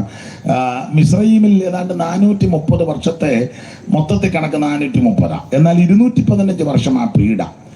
ഈ പീഡാകാലങ്ങളിൽ മിസ്രയീമിൽ കിടന്ന ഇവരെ ഒറ്റ ദിവസം പോലും ആരാധിച്ചെന്നൊരു വാക്യമില്ല. പിന്നെ അവര് ഇക്കരെ വന്നു കഴിഞ്ഞപ്പോൾ പറഞ്ഞു, ഞങ്ങൾ ശാപ്പാട് കഴിച്ചെന്ന വാക്യമുണ്ട്. ഇറച്ചിക്കലത്തിന്റെ അടുക്കൽ ഇരിക്കുകയായിരുന്നു, അടിച്ച് പെരുക്കി, അതൊക്കെ അവർ പറഞ്ഞിട്ടുണ്ട്. പക്ഷെ ആരാധിച്ചെന്നൊറ്റ വാക്യം ഇല്ല. പിന്നെ ആരാധിച്ചത് എപ്പോഴാന്ന് ചോദിച്ചാൽ, കുഞ്ഞാടിനെ അറുത്ത് ചോരത്തല ആചരിച്ചു. രക്ഷിക്കപ്പെട്ടവർ യാത്ര ചെയ്തു, ചെങ്കടല് കടന്നു, സ്നാനപ്പെട്ട് മറകര കയറിയപ്പോൾ മോശയും ഇസ്രായേൽ പുരുഷന്മാരും കൂടെ പാട്ട് പാടി ദൈവത്തെ മഹത്വപ്പെടുത്തി. 20ാമത്തെ വാക്യത്തിൽ അഹരോന്റെ സഹോദരി മിരിയാം തപ്പെടുത്ത് നൃത്തം ചെയ്തു. അപ്പോൾ ആരാധിച്ചത് എപ്പോഴാന്ന് ചോദിച്ചാൽ ചെങ്കടലും കടന്ന് അക്കരെ കയറിയപ്പോൾ ആരാധിച്ചത്. അങ്ങനെയെങ്കിൽ ആരെ ആരാധിക്കണം? ദൈവത്തെ ആരാധിക്കണം. ആരെ ആരാധിക്കരുത്? വേറെ ആരെ ആരാധിക്കരുത്. ആരാണ് ആരാധിക്കേണ്ടത്? മാനസാന്തരപ്പെട്ട് രക്ഷിക്കപ്പെട്ട് പിതാവിൻ്റെയും പുത്രൻ്റെയും പരിശുദ്ധാത്മാവിൻ്റെ നാമത്തിൽ വെള്ളത്തിൽ മുങ്ങി സ്നാനപ്പെട്ട് മറുകര കയറിയവൻ വേണം ദൈവത്തെ ആരാധിക്കാൻ. ആ ആരാധനയിലാണ് ദൈവം പ്രസാദിക്കുന്നത്. ദൈവത്തിന് മഹത്വം. ആരാധനയ്ക്ക് യോഗ്യൻ യേശു ക്രിസ്തു മാത്രമാണ്. 1 ലോകപാപം ചുമക്കുന്ന ദൈവ കുഞ്ഞാട്, 2 അറക്കപ്പെട്ട കുഞ്ഞാട്, 3 ജയമെടുത്ത കുഞ്ഞാട്, 4 ആരാധനയ്ക്ക് യോഗ്യനാകുന്ന കുഞ്ഞാട്. ദൈവത്തിന് മഹത്വം. ഇന്ന് രാത്രി ഇന്ന് നമുക്ക് ചിന്തിക്കാം. ദൈവത്തിന് മഹത്വം. ആ ദൈവ കുഞ്ഞാടിനെ ആരാധിക്കുവാൻ, സേവിക്കുവാൻ, സ്നേഹിപ്പാൻ നമുക്ക് ദൈവം ഭാഗ്യം തന്നു. ഇന്ന് രാത്രി എന്നെ കേൾക്കുന്ന ആരെങ്കിലും ഈ അനുഭവത്തിൽ വന്നില്ലെങ്കിൽ എന്നെ കേൾക്കുന്ന പ്രിയപ്പെട്ടവരോട് ഓർപ്പിക്കട്ടെ, 5 പൈസ മുടക്കണ്ട, അര കാശ് മുടക്കണ്ട, അര മൈൽ നടക്കണ്ട, ഭൗതിക വസ്തുക്കൾ ഒന്നും കൊണ്ട് കൊടുക്കണ്ട. ഇരിക്കുന്ന കിടത്ത്, കേൾക്കുന്ന കിടത്തിരുന്ന് ഒരൊറ്റ വാക്ക് നീ ദൈവത്തോട് പ്രാർത്ഥിക്ക്. എൻ്റെ യേശുവേ, ഞാനൊരു പാപിയാ, എൻ്റെ പാപത്തെ മോചിക്കണം, എൻ്റെ ഉള്ളത്തിലേക്ക് അവിടുന്ന് എഴുന്നള്ളി വരണം, എന്നെ അവിടുത്തെ മകനാക്കി മകളാക്കി തീർക്കണം, എന്നെ രക്ഷിക്കണമെന്ന് ഇന്ന് രാത്രി എൻ്റെ ശബ്ദം കേൾക്കുന്ന ആരെങ്കിലും എവിടെങ്കിലും ഇരുന്ന് പറഞ്ഞാൽ നിന്നെ രക്ഷിക്കുന്ന ഒരുവനുണ്ട്, നസറേയനാകുന്ന യേശു ക്രിസ്തു. മറ്റൊരുത്തനും രക്ഷയില്ല. നാം രക്ഷിക്കപ്പെടുവാൻ ആകാശത്തിന് കീഴിൽ മനുഷ്യരുടെ ഇടയിൽ നൽകപ്പെട്ട ഒരേ ഒരു നാമം, അത് നസറേയനാകുന്ന യേശുവിന്റെ പരിശുദ്ധ നാമം. ഈ നാമത്തിൽ ഭൂതങ്ങൾ വിട്ടുമാറും, ഈ നാമത്തിൽ രോഗികൾ സൗഖ്യമാകും, ഈ നാമത്തിൽ മുടന്തര് നടക്കും, ഈ നാമത്തിൽ കുരുടർക്ക് കാഴ്ചയുണ്ടാകും, ഈ നാമത്തിൽ ചെകിടർക്ക് കേൾവിയുണ്ടാകും, ഈ നാമത്തിൽ മരിച്ചവൻ ഉയർക്കും. ഇന്ന് രാത്രി എല്ലാ നാമത്തിലും മേലായ നാമം, സുഗന്ധം പരത്തുന്ന നാമം, പരിമള തൈലം പരത്തുന്ന നാമം, എല്ലാ നാമത്തിലും അത് മേന്മയേറിയ നാമം. ഇത് വിശേഷമാകുന്ന നാമമാണ്. സ്വർലോകരുടെയും ഭൂലോകരുടെയും അധോലോകരുടെ മുഴങ്കാലുകൾ മടങ്ങുന്ന, വിറയ്ക്കുന്ന പരിശുദ്ധ നാമമാണ് യേശുവിന്റെ നാമം. ഈ നാമത്തിൽ ഇന്ന് രാത്രി രോഗശാന്തി ഉണ്ടാകട്ടെ. രോഗപീഠകളിൽ വലയുന്ന ആരെങ്കിലും ഇന്ന് രാത്രി എന്നെ കേൾക്കുന്നെങ്കിൽ ഈ നാമത്തിന്റെ ശക്തിയാൽ നിന്റെ രോഗത്തെ മാറ്റി ഇന്ന് രാത്രി തകർച്ചയോടെ, വേദനയോടെ, തകർച്ചയോടെ ആരെങ്കിലും എന്നെ കേൾക്കുന്നെങ്കിൽ ജീവിതത്തിന്റെ തകർച്ച മാറ്റി നിന്നെ രക്ഷിക്കുവാൻ, വിടിവിക്കുവാൻ, വീണ്ടെടുപ്പാൻ കഴിവുള്ള നസറായൻ നമ്മുടെ നടുവിൽ വന്നിട്ടുണ്ട്. എല്ലാവരും അല്പസമയം ദൈവത്തെ മഹത്വപ്പെടുത്തിയാട്ടെ. എല്ലാവരും അല്പസമയം ദൈവത്തെ മഹത്വപ്പെടുത്താം.